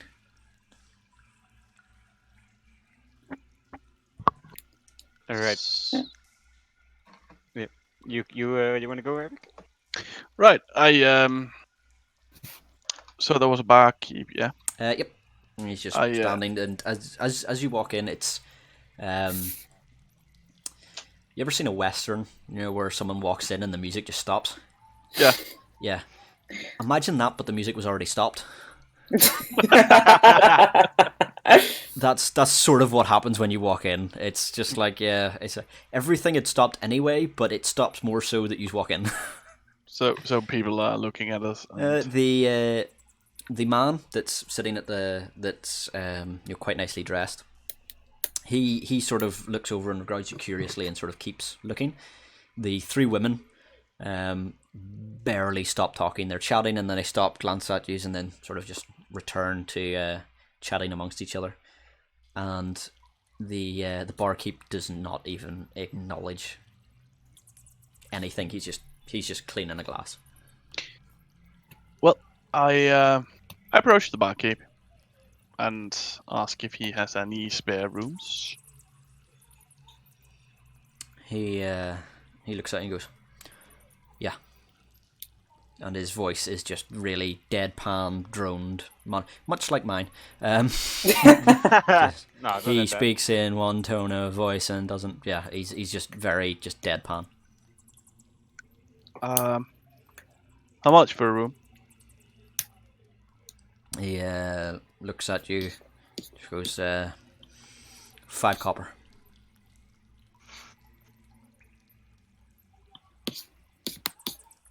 And again, it's just every time he's finished speaking with you, he just goes looks back down, cleans the glass, sets it down, picks up another one, cleans glass. I look at the others, and I mean, flat 5 cover. That is that all right? I guess that's all right. Yeah, to me it is. This place makes me nervous, though. I don't mind sharing a room. I do. I would like also my privacy, if that's not too much. Okay then. Well, we'd like 3 rooms. He nods and goes, "That's 15 copper." I'll put give down him 5 copper. And at this point, as soon as you set the money down, you hear sort of like a knocking. It sounds almost like a glass, a tankard, sort of just knocking off a table. So is it from around us, or? Yeah, as you turn around, it's the man that you've seen with the long blonde hair, and he sort of gestures for you to come over. And I mean, he's not too far away, so you can hear him as he says, "Come, sit." And his voice is very highborn. You know, it's not quite like on the snobby level, but the way he speaks, it seems very clear that he's had etiquette lessons. You know, he knows how to talk. I go over there and I try to recall my childhood of being taught how to speak properly, and I try to keep this up with him.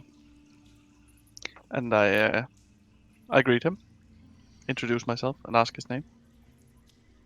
He says, greetings. I am Ismark. Ismark. Yep. And it's spelt exactly as you would think. Ismark. Nice. Oh, so he, yeah. Oh, in fact, actually, can you see his name on the tokens? Nope. No. Oh, can you Can not? only see my own. That is Same. very useful. Good. Don't worry about it. But yes, it's this guy here, in case you... Yeah. I thought so. I after greeting him, I sort of just wait for him to sort of go on to what he was. I mean, he called me over. He must have had something to say. He gestures to the rest of you, Sari and Aurora. He's like, come, tell your friends. And he then makes a move towards the barkeep. And he's like, 3 drinks for my new friends. And the barkeep just not even acknowledging, just sort of sets the glass down that he was cleaning, fills up 3, and then brings them over to the table. I'm gonna approach the table, but squinch down because I'm a little bit too big for the table, so it's like really awkward for me. Like, yeah. I sit down, but keep my eye on him. Yeah. He glances to Aurora and Asari, and he goes, "Yeah." And then he looks at Eric as well. And Eric, the way he looks at Asari and Aurora, it's the way that you have been used to being looked at. Again, it's not with him. It's not a judging look, but just the "oh, you're one of them" type look. And again, although his face is still very warm and friendly, and especially in comparison to everyone else you can see in this place, who looks like death warmed up, for want of a better word. A meal that's microwaved for the 3rd time. Yeah, he even though he looks somewhat warm and welcoming, and not a lot warm and welcoming, but a bit, compared to everyone else here, he looks like a radiant beacon of friendliness, just in comparison to everyone else. I kind of shrug and say, "Don't worry, their appearance is the least weird thing about them." He sort of holds a hand up and he's like, "Sorry, I meant no offense." And he sort of eyes you up and down, Eric, and just sort of looking at your clothes. And he says, "Judging from the looks of you, I'm assuming you're a Mistborn." A Mistborn. What Yes. makes you say that? You came here through the mists. I'll scurry my voice. Sarah's the name. What's yours? I hold up my hand as to shake it. Yes, he brings his hand out. He goes, "I'm a Sarah." Right. Or sorry, I'm Ismark. Tidy grip. Sorry, sorry, Erder. I'm Bismarck, and Shikshand and Aurora, he does the same to you. And I hesitantly shake it. Yep. Aurora, one thing that you notice that makes it seem a bit more that he's actually doesn't care that you're a tiefling is that most people who meet you, who are unsure about tieflings, would not touch you. They would not want to shake your hand, but he's doesn't give it a second thought. He after he's finished shaking Asteri's hand, he shakes. He reaches to shake yours, Aurora, and then yours, Eric. Well, yeah.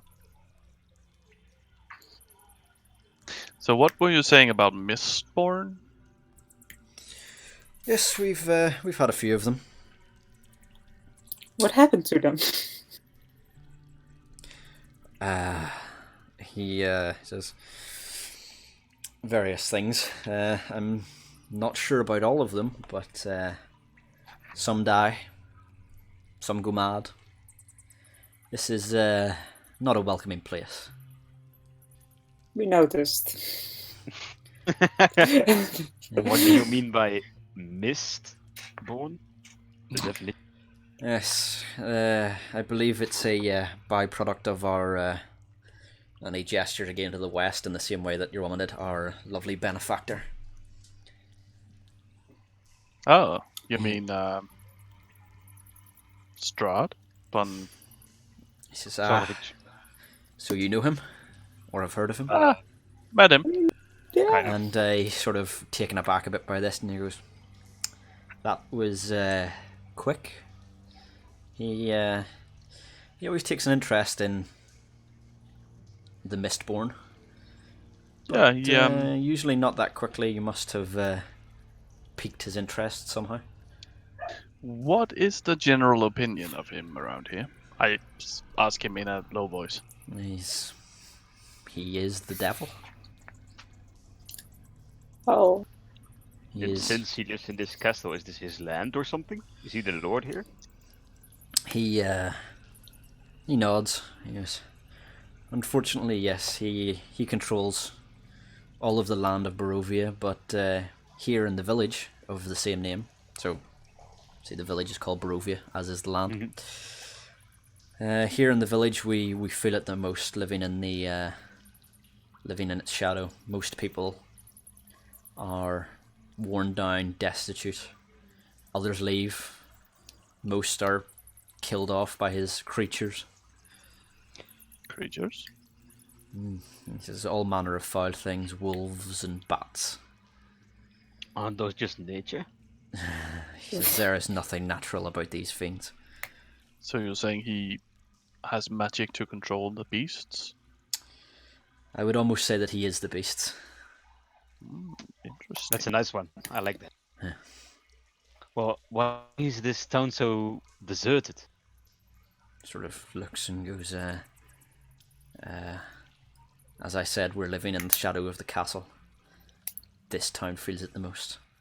Those who do not leave, and he sort of subtly nods to the other people in the town, or in the tavern that are just robotically drinking their drinks, and sort of then again to the tavern, the barkeep, who you've noticed has finished cleaning all of his glasses, and he just starts again. He just picks up from the other end the ones that he had just cleaned and just starts cleaning them again.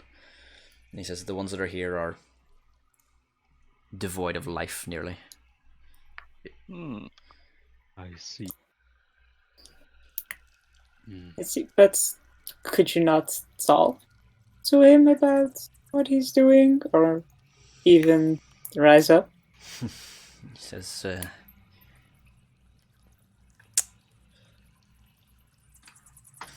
he sort of nods and almost changes the subject and says, you should stay with me tonight. He says, I have a problem that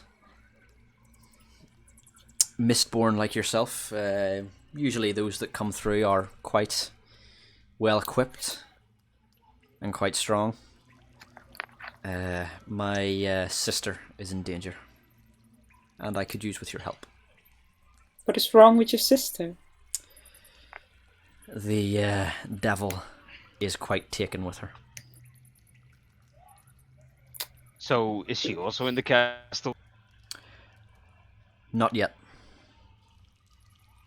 She is currently held up in the Burgermeister's house. My house. Our father's house.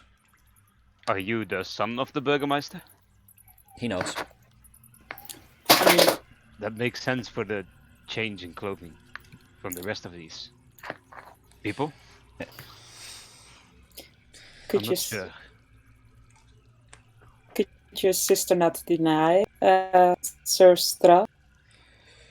I mean, or is She... he taking her by force? No, that is... He sort I of... guess I could- He looks like he's sort of chewing over his words, and he goes... It depends what you mean by force. He is very charming, very alluring, and could charm a door to open. He has visited her many times, and she has managed to repel him, even though on some occasions he has fed from her. Wait, fed? Really confused. He Our he Did sort he of cook for her? he Or sort she of cook for him? say again. Did she cook for him? No, Eat her out? he he sort of looks at you and goes, "You say you've met him, yes?" Yeah, he's Briefly. very charming. He give us a ride to this town. It's like, You say he you are aware of what he is. I mean, I said he's a man, Rich? but he said, "Well, I'm not a man." Makes you think that. The only thing we knew of him before we saw him, well, could you show him the letter? Oh yeah, I'll give him the leather to show him. Which is Lord von Strahd. He leads to the letter and goes, You went to the death house, didn't you?" Oh my god, is it that obvious? Is it I mean- that well known?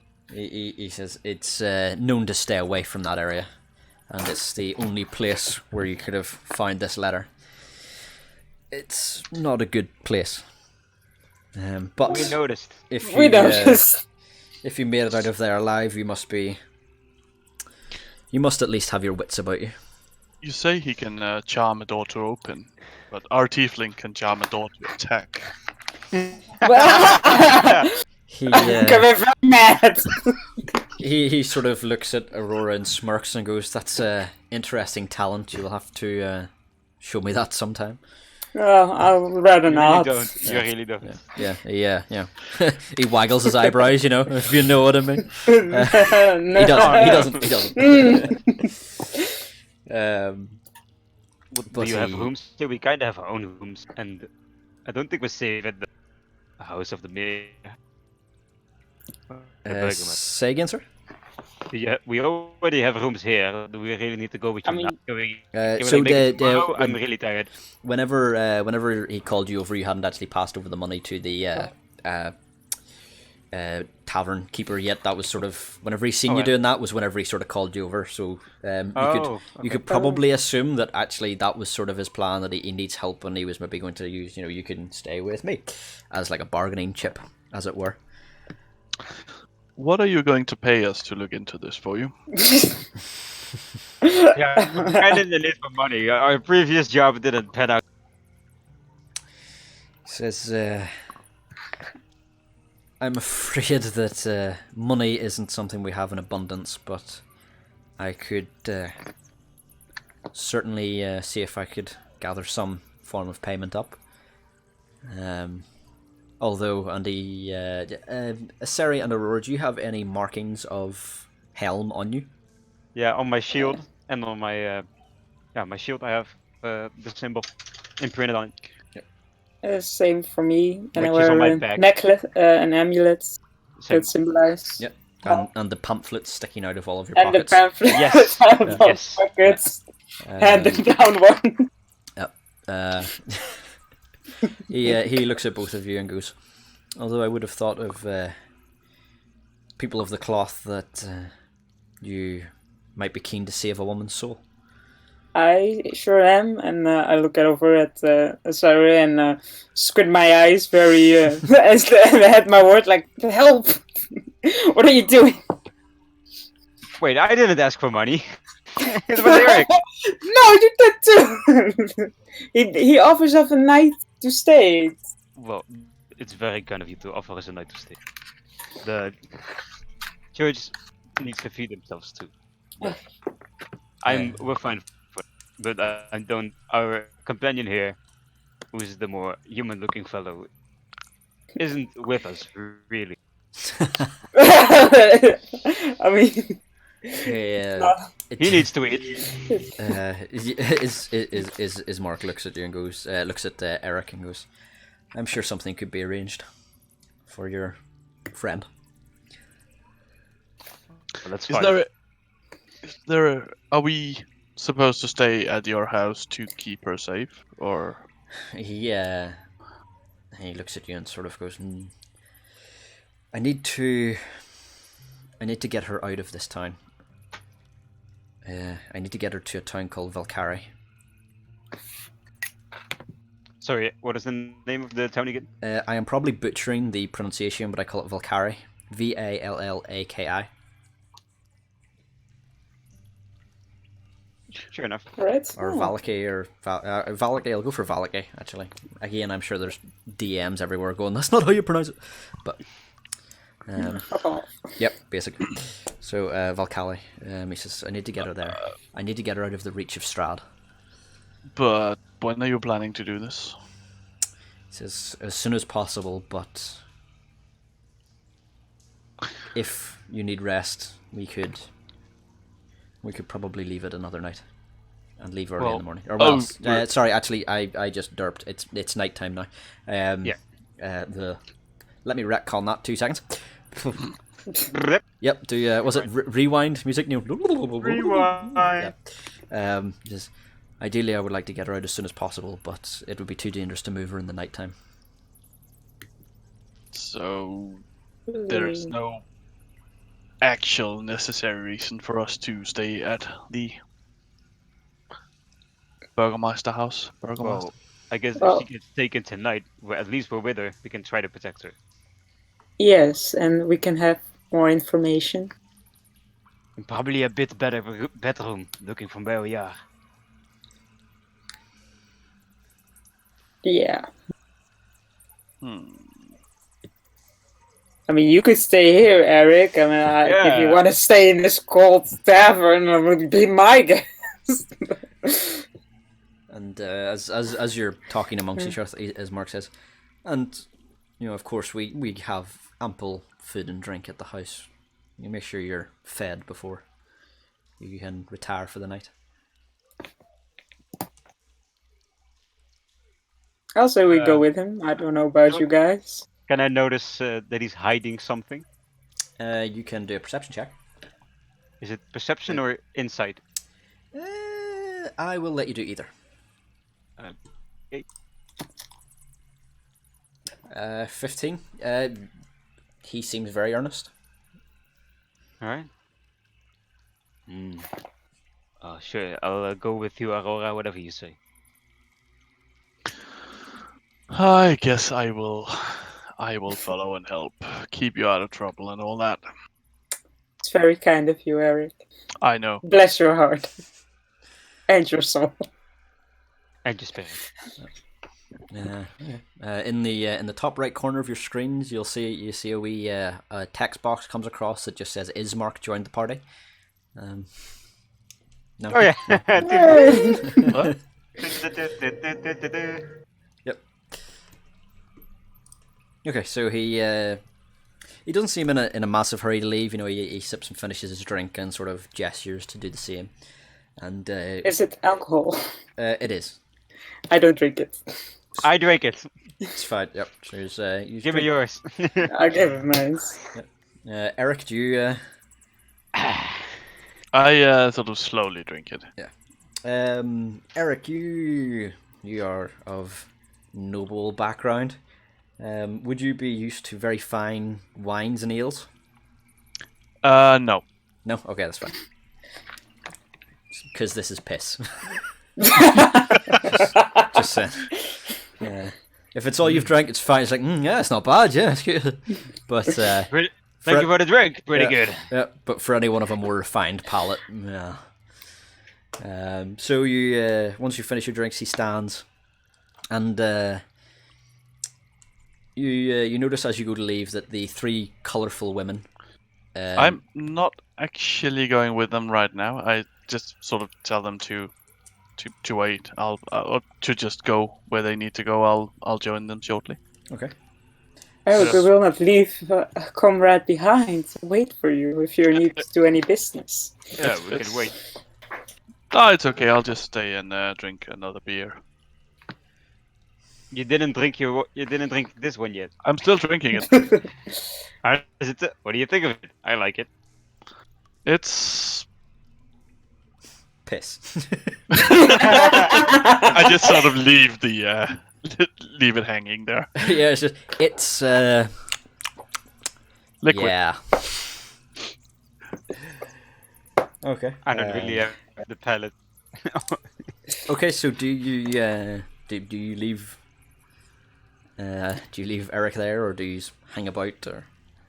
I'll leave Eric alone, but I kind of distrust him a little bit now. Squinting my eyes at him, looking at him while I leave. Don't know what he's up to. I just follow Aurora. Okay. So I'm assuming Aurora, Aseri, and Ismark then use leave the tavern and leave Eric to do what he's doing. Yeah. Okay. I guess. Okey-doke. So you Out of the call. yep. 3 women attacking. So I'm just gonna pop these out here just to. And Ismark, you step out and it's quite dark outside. No, get back here. Bit chatting with Ismark. Get back here. So you just get out there and conscious that you've left someone behind in the tavern, you don't take off at a fast pace. You know, you sort of bimble, quite casually, with Ismark sort of taking the lead, and he takes you down this way, sort of just towards there. But again, very casual pace. Right. Eric, what Yes, you doing? Actually, I just wanted to approach the other guests in the bar. Which ones? The ladies. What do they look like? Are they? I mean, they are human, right? They are, but Okay. they are very tanned looking. And let me just get Okay. you a description. Oh, actually, let me check Roll20. I wonder will Roll20. Do they look different from everyone else we've seen? Well, we've not seen a whole lot of people, but They look very different compared to the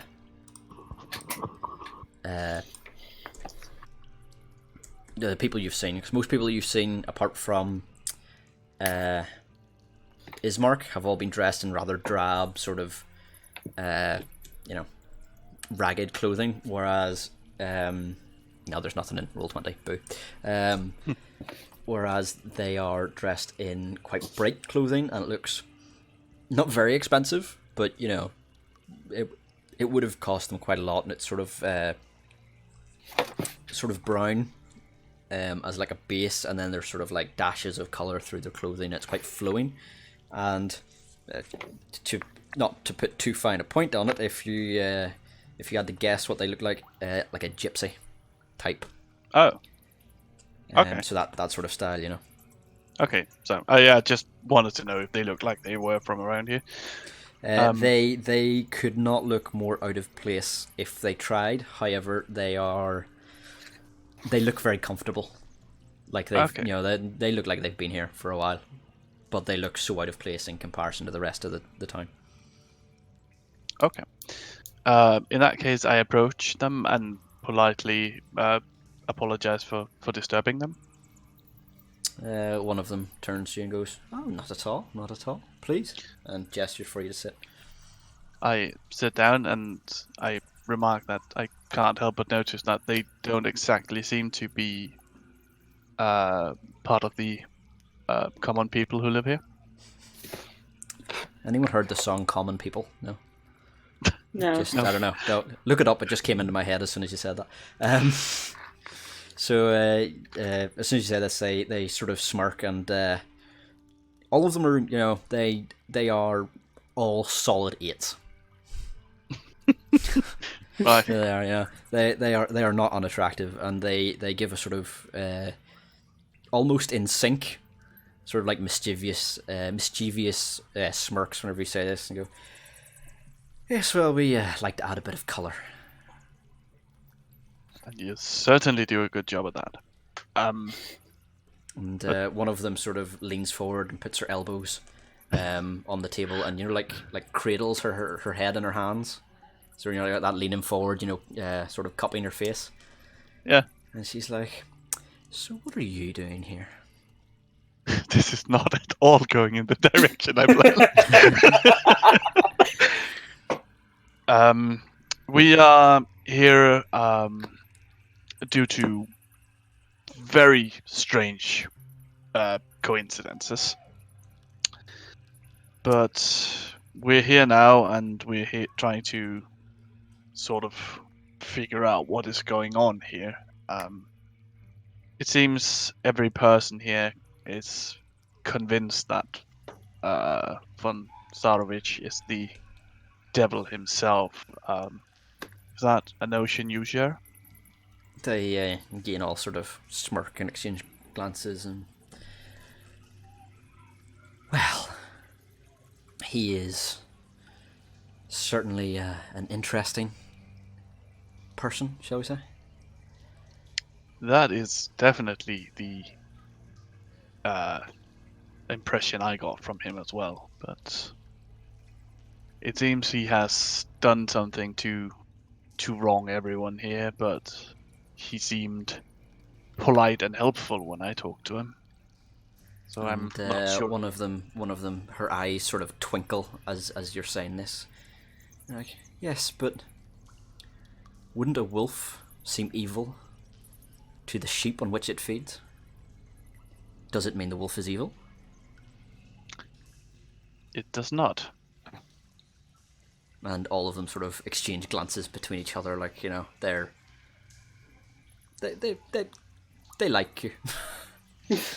And they're like, would you like a drink? On the house, of course, and they sort of gesture to the barkeep, and they just click a finger, and he comes over with strange glasses. Now these glasses, they're not strange in that they're weird, but compared to what you were drinking out before, sort of old earthen tankards, these are nice cups. I'll have a drink with you. And he also pulls out a bottle of wine that also looks very nice, and he pours it out to all of them, including yourself, and then returns and goes back to cleaning his glasses. Well, I'll certainly have a drink with them. Yeah. So they sit there and sip, and whenever you taste it, the whatever the opposite of piss would be, this is what that wine is. It is very fine. This is certainly the right drink. And one of them in the center leans back, and sort of a look crosses her face of almost panic, like she's just like the look that you have whenever you remember that like you left the oven on. Yeah, and you've been out of the house for like 4 hours. Like, shit, Mah's got that sort of look of panic. She's, I'm so sorry. We've been terribly rude. I am Alenka. And she gestures to the girl to her left. This is Mirabelle. And to the girl to her right, she goes, this is Sorva. I am Eric, and I am very pleased to meet you. And they again sort of cradle their heads and go, oh, we know your name. I raise an eyebrow and look at her quizzically. And she again gives you that sort of mischievous smile and winks. You seem to know more than you let on. And she leans back and goes, thank you, we have spent many years practicing. Well, knowledge is power, so they say. Yeah, she says, you almost sound like him. Like him. And she just sort of like, you like that whenever you raise your eyebrows, just like both the eyes, just, You know. Yeah, exactly. Just, yeah, you know what I mean.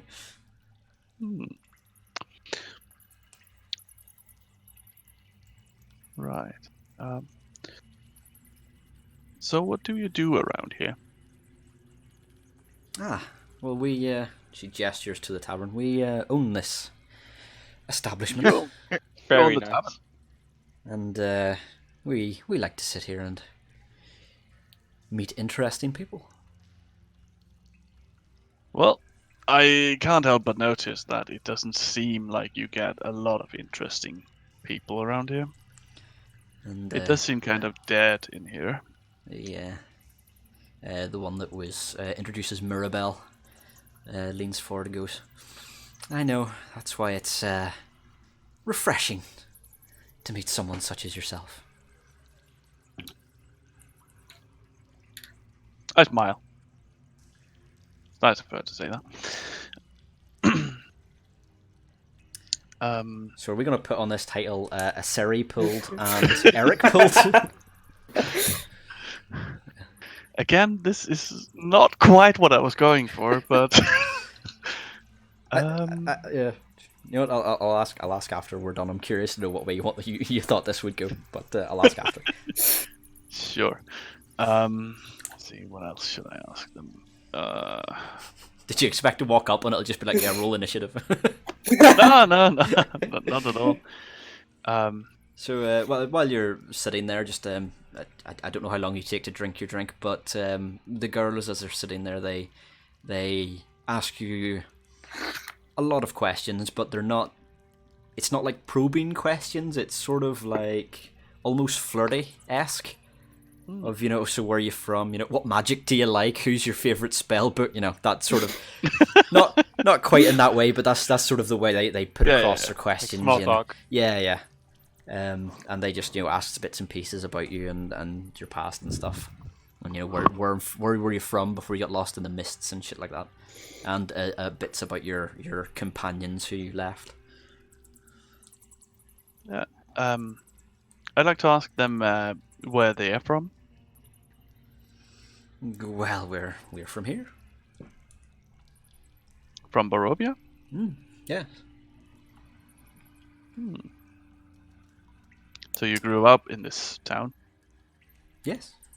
Has it always been like this? For quite some time.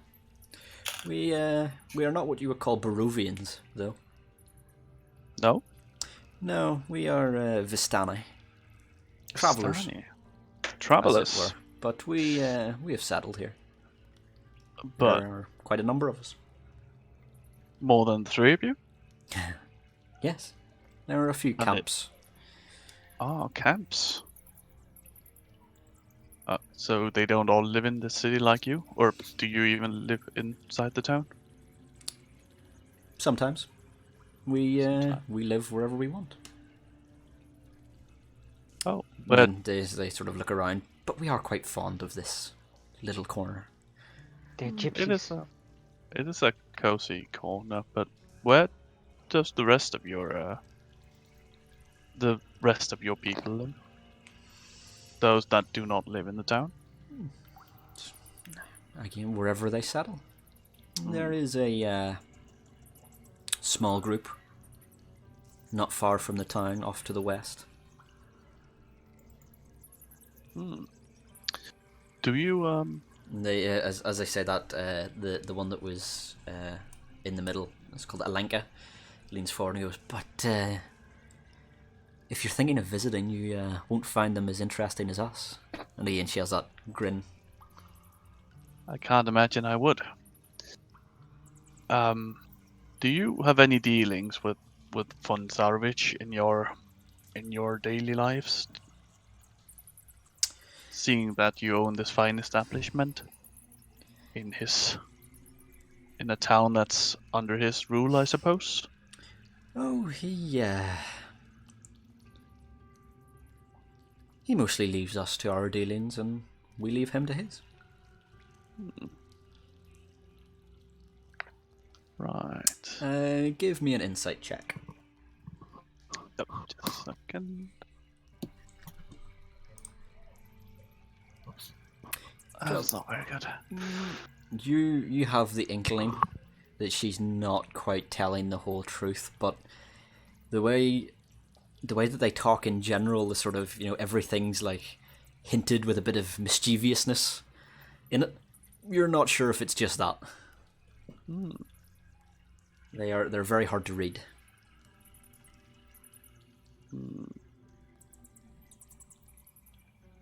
And I just realised I still have the Cave soundtrack on. That's why you can hear bats.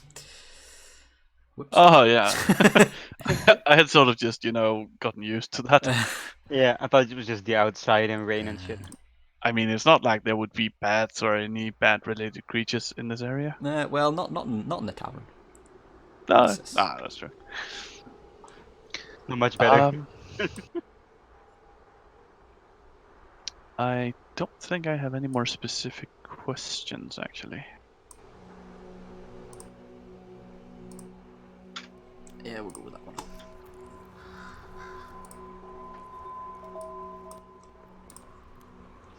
Okay, so Eric, Aurora and Aseri, while this is going on, yous are making your way down the street with Ismark at the head. And can I move him? I can.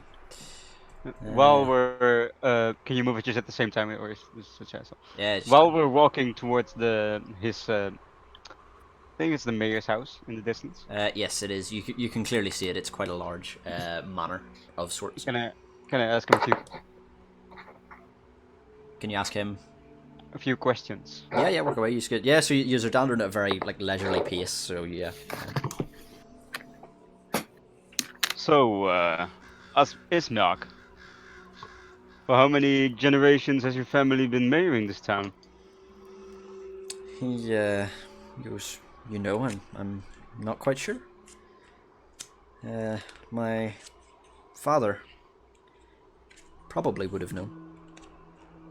What do you mean, would have? He sort of sighs and shakes his head. You'll see when we get here. Okay. I hate to be rude, but what caused it to happen to this town to appear in such a dreadful state? I mean, I heard talk of the devil, but it's very confusing to me. Yeah, he goes, no, I can understand. The main cause of this town is, as you say, the devil. Strahd himself, and he sort of points to the castle. He has ruled over this land for a very long time, as long as I can remember. And with each passing day, it seems he sucks more life out of it. Some parts of Barovia are almost nice, but here in the town of Barovia, it's right at the heart of his evil, and it gets worse day by day. Have you not tried to communicate with him? I mean, you are the mayor, I presume. He says, I am not my father's successor.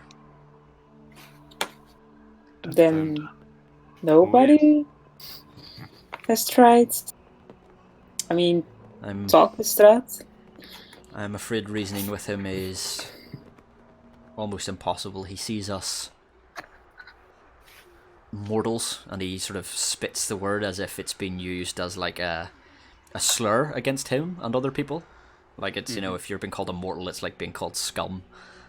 He says he sees us mortals beneath him. Merely food. He kind of gave that impression to begin with, to be fair. Yeah, but he also seemed charming. Yeah, I mean, I don't know. He sort of I don't know. He sort of glances back at both of you and says, he does seem to take a bit of keen interest in any new travellers, especially any who are particularly intelligent, or, and he glances to Aurora, particularly beautiful. That sort of gives you a bit of a nod. Ah, blush. Say thank you. Oh, shit. I'm not. Gosh, I'm not. I don't know what to say. I usually do not get this treatment, but thank you. So, how is your sister? I mean, your house. Does he can just enter, or does he ask permission? He cannot enter unless invited. But like I said, he is. Oh dear. No means no. Well, that went in a completely different way. Back on track. Yeah. Anyway, Time machine. he cannot enter the house or a dwelling without permission. I mean, can you invite him? Like, get out. That's He not that good. he has not yet gained entrance to our house, but as I say, Then- he is almost able to cast a spell on people and charm them. Arena has managed to resist many times, but she has also failed many times. He has already How- drank from her. Thankfully, and he sort of he goes as if he's going to explain something, and then sort of like nods as if he actually doesn't really know what he's explaining. And sort of goes, we don't know how he creates his creatures, but it seems that he has not quite done that with Irina yet. What do you mean by creatures? And he sort of scowls and goes, beasts like himself. Ah, Note take. don't take it. guess, Yeah. Ah, But I fear that if Arena is taken again, or he gets close to her again, that it would be the last time. I wonder. I wonder. It's a goddamn mystery. Yeah. What could This looks like a happen? big Scooby-Doo mystery. Yeah. Who's the Strahd guy, Yeah. really? Old man Willie. Oh no! Old man from the barnyard. Yeah. No way. Yep, it was really the kids this whole time. Had 3 kids Yeah. on shoulders. Yeah, yeah, yeah. Vincent Adultman. Do you have any other means to fend off the devils? I would say. I mean, there could be there must be more than just not inviting to your house. He says there are many rumours about vampires. You now know what he is. What? Oh, holy mind blown. Damn. What is a vampire? Yeah. He says there are many rumours about such creatures, but he is a very, very strong creature, and no one has been around to test it. But some say that he cannot cross running water. Well, let's drag him into a river. No, that would be terribly rude. I mean, he's kind of rude. Yeah. If I heard the stories correctly, and nobody in this town really seems taken with him. I mean, we would try our best to help your sister get safely to Valkyrie. Bad at pronouncing names. Are you a... Well, you said he has to ask permission to enter the house. Are you afraid he's going to send monsters to your house and take her from it? He sort of looks and goes, going to? No. Has? Yes. Oh. And Now it as makes you more get sense. closer to the house, so let's just move you down a bit. I think. You're about there by now. You're nearly caught up time-wise, just for reference. Yeah. As you get closer to the house, you can see that it's a very weary-looking mansion. and it's sort of squatted behind a rusted iron fence, and the iron gates in front of it are twisted and like torn off their hinges nearly. And the right hand gate is completely off and is twisted and bent in line on the path. The gate that is still there is still twisted and damaged, but it sort of squeaks and swings in the breeze. The grounds in front of it are very unkempt, and weeds and stuff choke any remaining shrubs. And the house itself looks a bit downtrodden. And against the walls of the house, so like the immediate perimeter of the house, all of the shrubbery and stuff and weeds have all been trampled, as if a lot of people or things have been walking around the house. And there are great black scorch marks up the side of some of the walls and on the ground. And there are claw marks and stuff like sort of gouged into the walls, and there's broken glass and stuff, and some of the downstairs windows are boarded up heavily. Not like the boarded up that you've seen of the abandoned houses, where it was just sort of haphazard. This has been boarded up to stop something getting in.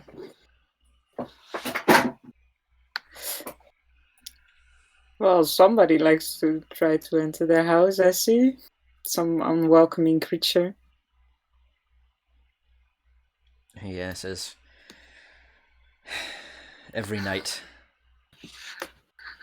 creatures were sent to the house to attack it. Maybe thought about moving? He sort of glances and goes, that's exactly what we are doing. Well, let's You could have mentioned earlier that there were monsters coming to the house every night. But alas, we'll still help you. Yes, and as he's looking around, it's starting to get it's no longer sort of dusk. It's now dark, and you can hear sort of wolves and stuff howling into the distance. And he sort of gives a bit of an anxious glance, and says we should get inside soon. And then glances back down the road. It's like, if your friend doesn't come along soon, we'll need to get inside without him. I I mean, guess yeah, we can wait. We can wait a few minutes for him. Yeah, so you are now sort of just outside the house. You aren't actually entered the grounds, but Ismark is standing just beside the gates, as if he's like ready to move if something happens. And I'll just hold the light cantrip just to get some vision in the darkness. yeah, and Eric, while you are sitting there, the one called Servana or Servia is sitting there, and she goes, you should visit the other camp. Yeah? Yeah. They may not be as fun as us, but Madame Eva is there. Madame Eva? Yeah. She is a wise woman. She could read you your fortunes of this interesting land. I think it would be very enlightening. That sounds interesting. I'll give it a shot. Where can I find this camp? She sort of gives you rough directions. She's like, yes, if you go out of the town, turn left, keep right. If you see the spar, you've gone too far. No, but she gives you directions. It's not too far from the camp, or sorry, from the town. Okay. I'll take your advice on that. In fact, I could probably give you an actual reading of how far it is from the town. It is about 500 miles. No, not quite. Oh. Not quite. Fuck. Fuck. So just a little walk. It's about 4 miles or so. It's like Oh. that's like a half an hour walking. It's pretty close. Yeah, it's not too far. I'll see if I can I can swing by tomorrow, perhaps. Maybe an hour. Unless my companions have other plans. They have this weird habit of getting us in trouble.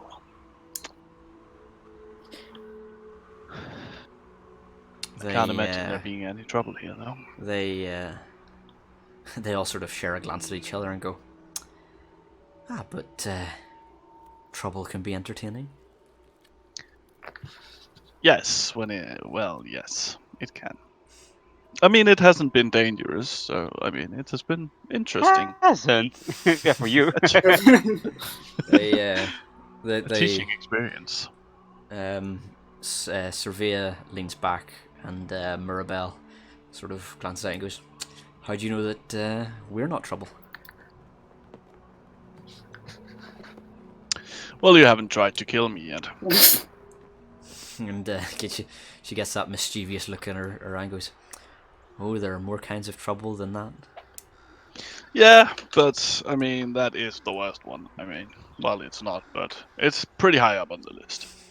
I think they poisoned you. Yes. Give me a Constitution saving throw. No. Yeah! Called it. No.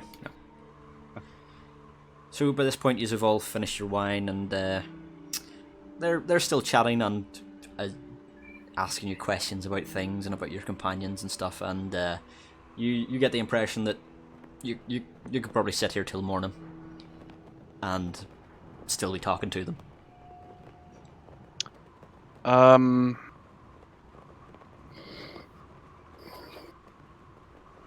Yeah.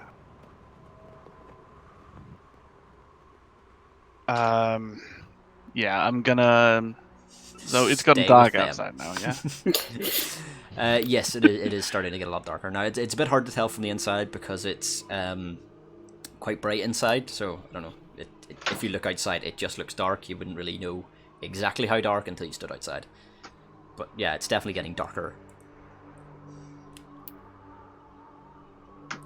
You know what? Fuck it. It's just spell slot. I'm gonna stay here all night. Okay. I'm too worried. I'll say to my companion, I think we should get him. I do not trust this. He's been too long gone. I thought he would be caught up by now. Maybe something happened to him. We just left him. I feel terrible. Maybe he's going to get drunk. I don't know. So, Eric, I take it, do you have a sort of inner struggle to think, do I stay or do I go, or what to do? Do I say or do I Go now? Well, I'm certainly wondering if I should stay here with them, but not as much going to the other place. Yeah. So as you sort of, I don't know, make the decision that you want to stay and chat with these lovely ladies, you almost think they sense that. It's almost like they sort of get a wee bit giddy and excited that he's going to stay and talk to us, and so that she, Mirabelle, the one sitting on the edge, sort of clicks her fingers again and gestures to the barkeep, and for some reason, now she didn't say anything to him, she just clicked her fingers, but he brought over a couple more bottles of the wine this time, so instead of just the one and refilled the glasses, he actually brings over a few bottles and just sets them down, even though she didn't actually tell him to do anything. It's almost like he knew what to do. And she opens one of the bottles and is like, well, this is going to be a fun night, and pours a glass, or refills everyone's glass. Yeah. I'm gonna try and drink somewhat slowly and not get absolutely hammered. I mean, That's fine. Anything else you want to ask them? I'd like to ask them what kind of magic, or if generally what stance their people has on magic. So sort of like how they feel about it. Yeah. First of all. Yeah. Like, magic comes in many forms. Some people might say that Madame Eva's talents are magical. Right, so she has knowledge of magic? Of sorts. That sounds interesting. And I think that was the end of my questions, I guess. Okay. How much have you had to drink at this point? That's a So good question. they've definitely got through one bottle at least, and they've just started on the other. So I would say, what, you've had the ale and about 2 glasses of wine, as a minimum. Yeah, probably. Yeah. Give me a Constitution saving throw. Oh god. Oh dear. Don't worry. How can Eric call this liquor? That's fair enough. Hey, it's not a safe. Are you proficient in concept? No, I'm not. Oh, Okay. rip. So you, yeah, you're by the time you finished the first glass of wine, you were getting lightheaded. Now you're a bit tipsy. Right. You're getting there. Damn it.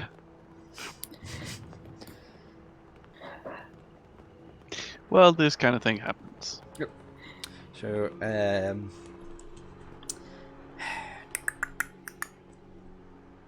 sorry, mean- I'm thinking how to do this. Is it too late for us to go get him? Yeah. Yeah, let's go inside. He'll. Yeah. Looks like a. I That'll think be it would fine. be at this point. If you tried to, if you want to say, "Oh, we're going to go back and get him," Ismark would be like, "No, his creatures will be roaming. It's too dangerous." I hope he stays at the tavern. We'll see how many more his save throws do. So In the sense that I don't want him to get caught by monsters on the way. yeah. Is that where all these houses are boarded up? Or is just your house getting attacked? Yeah. Sort of goes. I don't know. We generally stay inside the house and pray for everyone else's sake. That sounds like awful strategy. Yeah. But I'll fine. We'll head inside. I hope Eric is smart and also stays in the tavern and do not any sinful behaviors. Dear. Right. There. I guess we'll head inside with Ismark. Yeah, so use head inside. Let me just copy that. And where am So, does this house not look deserted? I? No. Well, it's been a while since I've seen a house totally deserted. Ismark. Looks like you're holding it together at least. He says barely. Well, I guess Yoink. could you show us to your sister?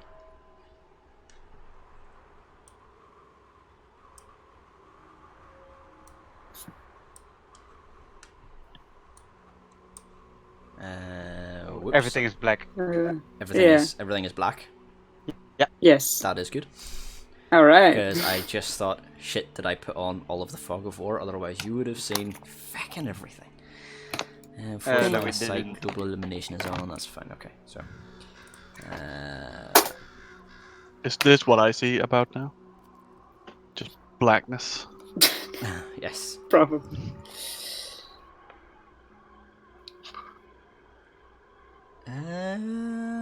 Actually, I think this is the wrong fucking map. Bear with me. Oh shit! You meant to put on a different black map? Yeah. By the way, we can see through the window. Ah, it's fine.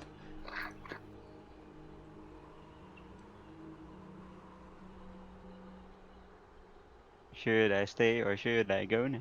Okay, no, we are going back because either that's labeled wrong or I'm derping, one of the two. Looks like it's supposed to be that one. It is, but the stuff inside would completely disagree with the book here that says what's inside. Ah, okay, So whatever you say. yeah, that's fine. We are nearing the end of time anyway, so I'll be able to check that in during the week. So you go in, and or sorry, as you approach the door, Ismark knocks on it, and you hear a woman call out, I mean, who is it? And Ismark obviously replies and says that it's him, and you hear heavy bolts and locks and latches being undone, and the door opens like a crack, and you see another solid 8 or 9. Look at all these handsome people. I'm still outnumbered. To be fair, you only see the sort of like, a bit of her face through the slit, and she sees Ismark and then glances at used to, and again has that same glance, particularly at you, Aurora. Of shit, why you bringing a demon here? It's like who are they? And I'll wave and say hi. My name's Aurora. We want to help you. I'll see. And Ismark backs you up on this essentially and says, yes, they're going to help me get you out of here. And the woman sort of gives like almost a scoff, as if like, this is something that's been talked about before, and like she was done talking about it. Like, the conversation was done, but yet he's still doing it, and she turns away, and Ismark opens the door and enters. Well, not the social type, is she? And Ismark sort of goes, we've been through a lot. As you enter, you'll see that the mansion is really well furnished, yet all the fixtures and fittings and stuff show signs of wear. It's, this place has been lived in for a while, and it's been looked after, but maintenance has definitely slipped somewhat. And the obviously the noticeable odd things that you wouldn't normally find in a mansion like this is that all the windows are boarded up, and on the boards there are holy symbols scrawled, and there are holy symbols scrawled on the walls of most rooms as well. And the room that you're in is sort of like an entrance hall, so there's a staircase in front of you. Not quite as grand as the one that you've seen in Death House, but still quite nice. And you're just in a sort of entrance hall. And to the left of you is like an open entrance. Do you know? An open entrance, so no doors, but just sort of a straight through into a drawing room. And the oddest thing you see is that there is a wooden coffin, very simple, lying on the floor in the drawing room. And it's surrounded by wilting flowers, and there's the faint smell of decay. What is this smell? They both sort of glance at the coffin. Oh, I'm sorry. I think I know what it is. And as soon as my condolences. They sort of don't take too much notice to Irina and Ismark are sort of bickering between each other, and he's trying to convince her that you're here to help, and that they need to leave tomorrow. And she's standing there going, no, we've talked about this. I'm not leaving until he's buried. He deserves that at least. Well, I'm sorry to interrupt, but sorry, what was your name again, my lady? She looks at you, and at this point, let's see if I can get a handout for her at the very least.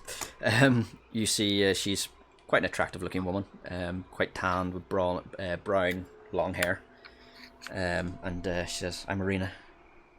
Well, Agina, I might not look the part, but I'm actually a priest, so I could help with the burial if need be, to perform the right ceremonies, at least to give your father a good ending,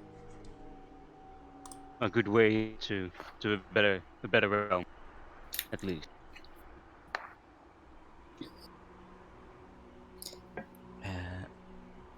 Sorry, 2 seconds. I'm trying to see how to make this visible to you. She turns around and looks and goes, "Are you familiar with our burial rites? Can you make sacred ground?" Do I need to make a history check on that or something? This is a different land, so. Well, okay, that's a big ass token. Oh no, it's not. Okay, there's a big ass token. That's what she looks like. It's a normal token for me. Lovely. Oh, sorry. No. So that's what she looks like. Strong woman. Yes. Where's this? Are you seeing a different picture than me or something? Oh, wait, hold on. Here we go. There we go. Oh yeah, yeah, she. Yeah, I get to see There it too. There we go. Look at her.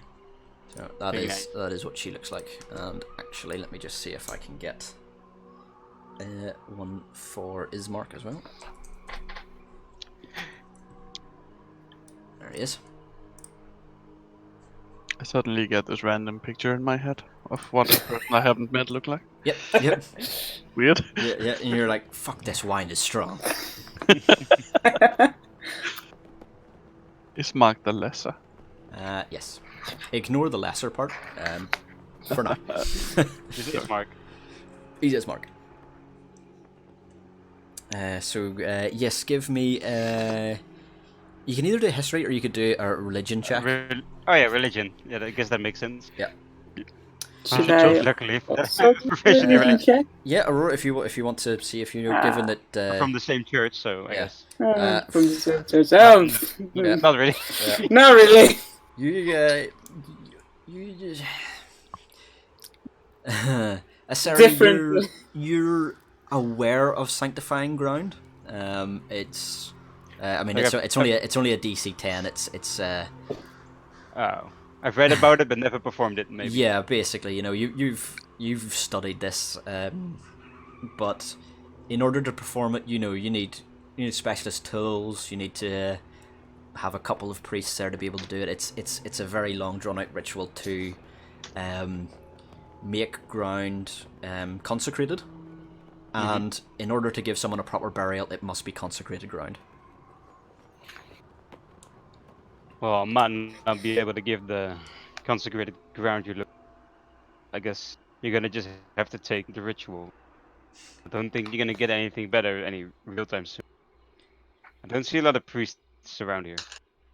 For now, Irina sort of gives you a look and goes, "You're not from around here, but," and she goes as if to point out a window, and then as if remembering that it's actually boarded up.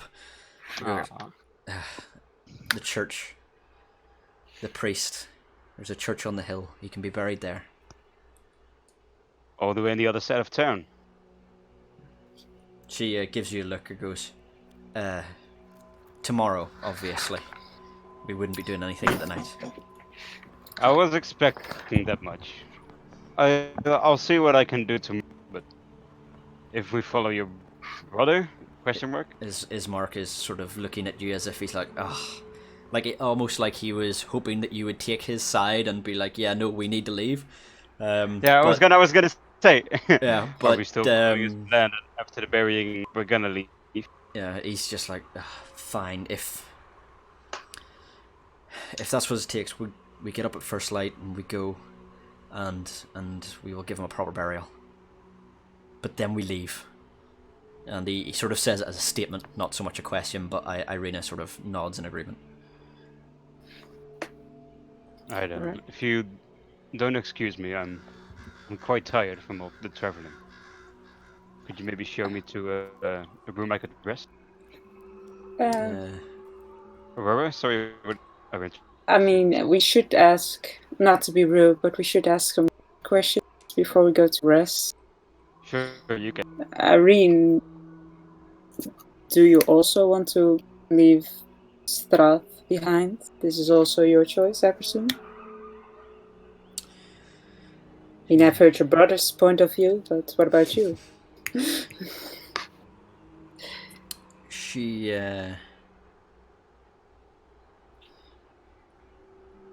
sort of looks and goes, as long as my father's laid to rest, I'll go wherever.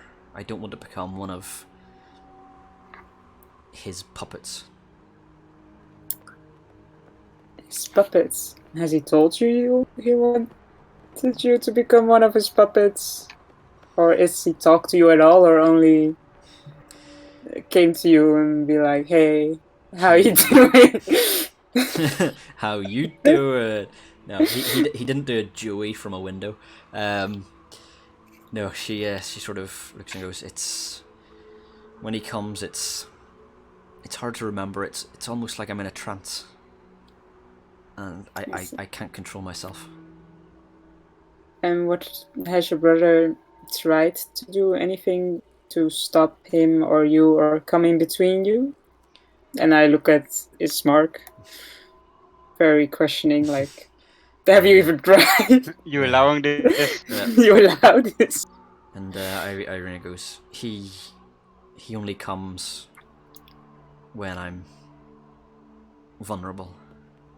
Vulnerable? You mean alone?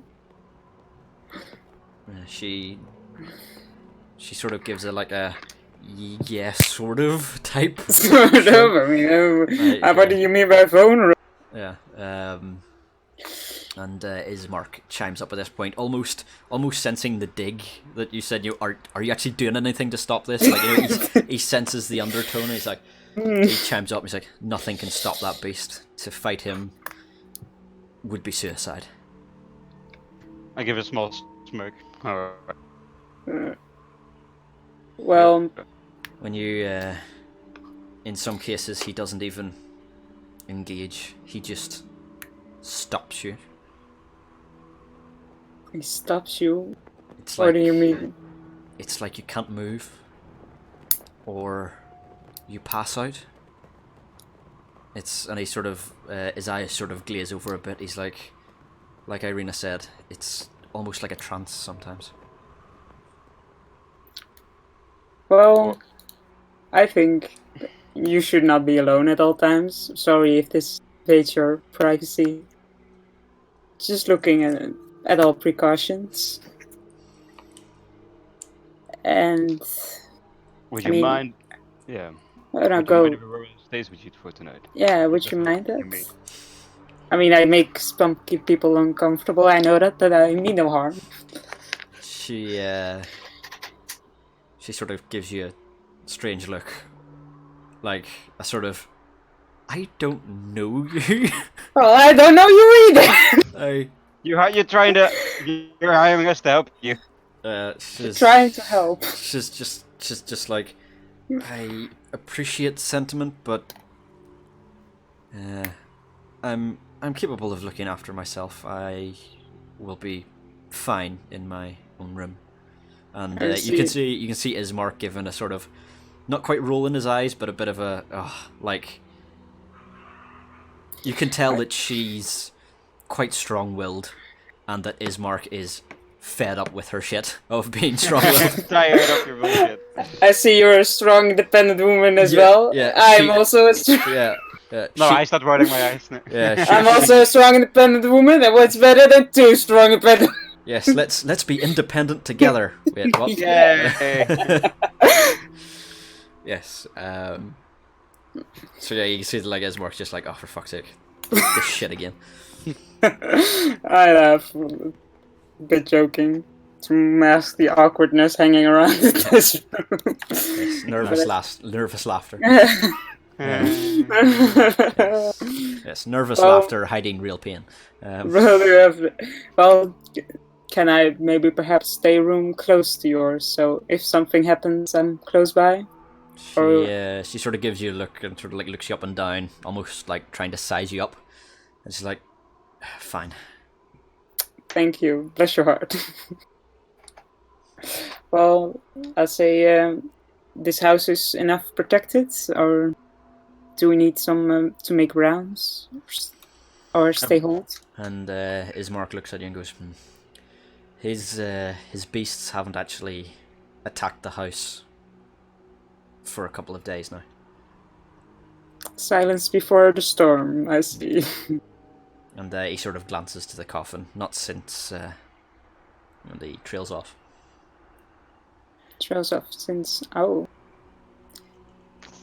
Sorry for me to ask, but has your father made any kind of deal with Strahd? Or something? He looks utterly offended. I'm sorry, man. I'm He's trying just- to he get all gives- information. He gives you a really fierce look. He's like, what? He has been the one person who has been standing against him this whole time. Well, I just got here by some strange mist. I went to a fucking death house. What do you expect from me? His Oh. face softens a bit, but he's still like, ugh. Haven't slept last night. Tired, okay? I'm sorry. I didn't mean to be rude. He's just like, the devil finally got the better of him. I see. And then maybe God, forgive perhaps us for being so forthcoming. We're just trying to help. He sort of gives a almost understanding nod. then if somehow we will try our best with if somehow your Arena, I'm sorry, I butchered her name. That's fine. Arena Yeah.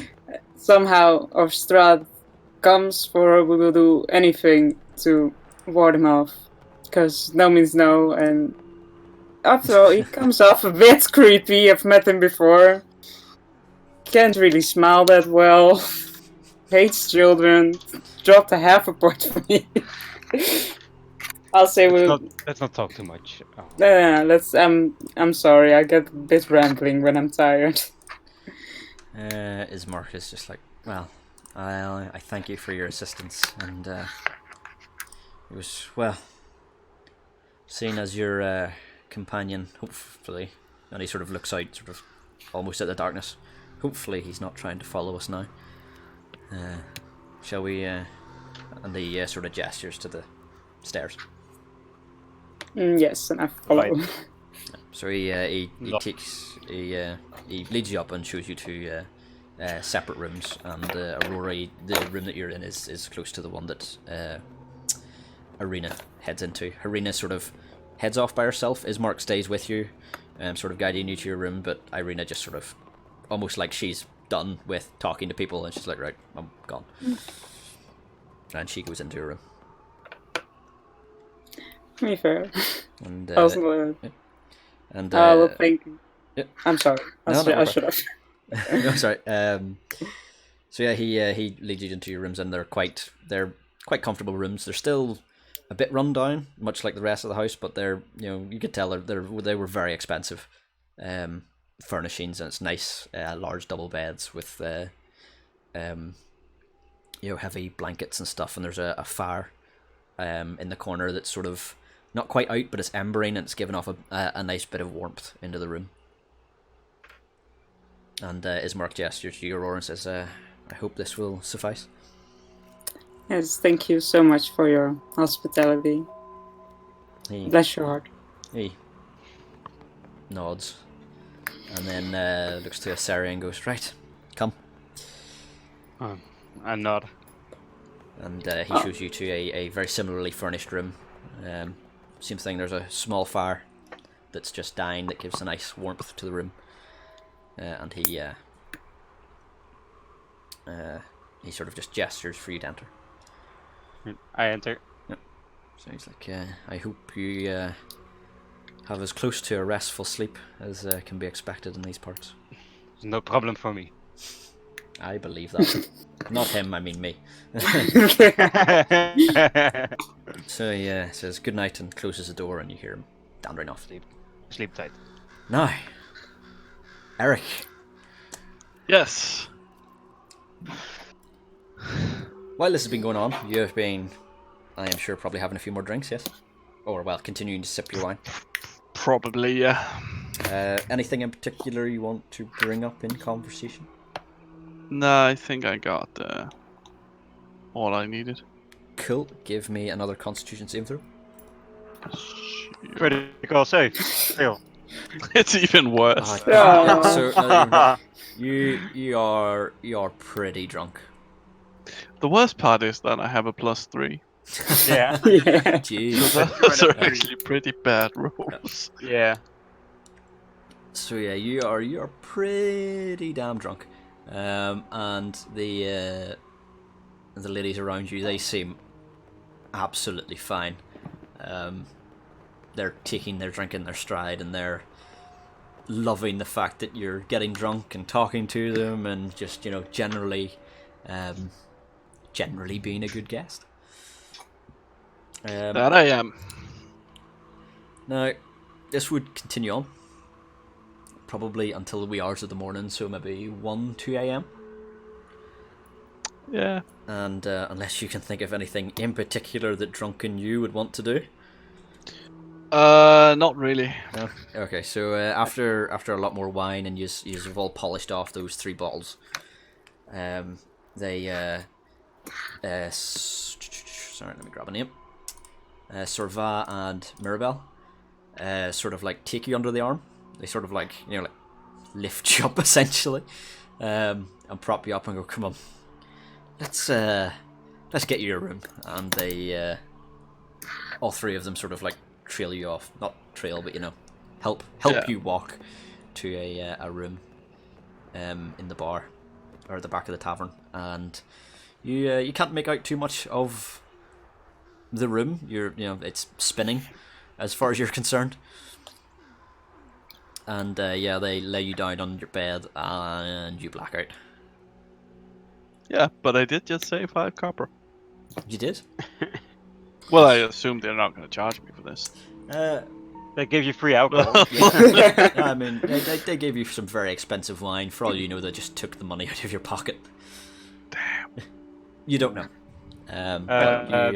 One question. I'm thing. too drunk and passed out to know. Yeah. Before I fall asleep, I want to try and attune to the longsword or inspect it further. Yeah, you can inspect the longsword.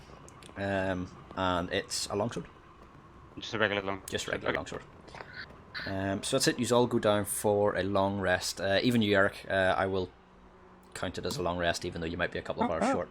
So you can get your spell slot back. Could I? If you're wanting to attune to anything or anything like that, you can do that at this point. I'm going to assume I'm too drunk to look through a spell book, so no. Yes. nice con saves. And also, Drunken spell writing. Yay! Yeah, you all level up. These are all now level 3. We did it. Do we have to roll our hit dice here? You now have to roll your hit dice, yes. I was only being nice in Death House because I thought you were going to walk into encounter after encounter and get fucked up. Well, we kind of did. Believe me, I was being very nice. Oh, no. I believe that. So if we didn't level up, I would have instantly died to that 19 damage. Yeah. Kind of thing. So we're going to end the stream there. I hope you guys enjoyed. Definitely. Thanks. And, Yeah. Oh, 4. Nice. That's pretty good. Oh dear. Can I reroll once? Go I'll take it. on. Okay. I'll take it if it's a 1. Okay, you can, yeah. Yes! Good fuck. RNG. Yep. I mean, a D10 for your suit. Oh, a D10 for me? Yeah. All right. Just on the left. Damn it! You can reroll ones, that's fine. Oh. Hey! So lucky. Eric, seeing as I let everyone else reroll, if you want to reroll, you can, but you have to take the second number. Ooh, I'm sticking with this. I would keep 4 if I were you. Yeah, okay, cool. So, right, stream's ending. Cheers for watching. I'll see you Thanks, soon. man.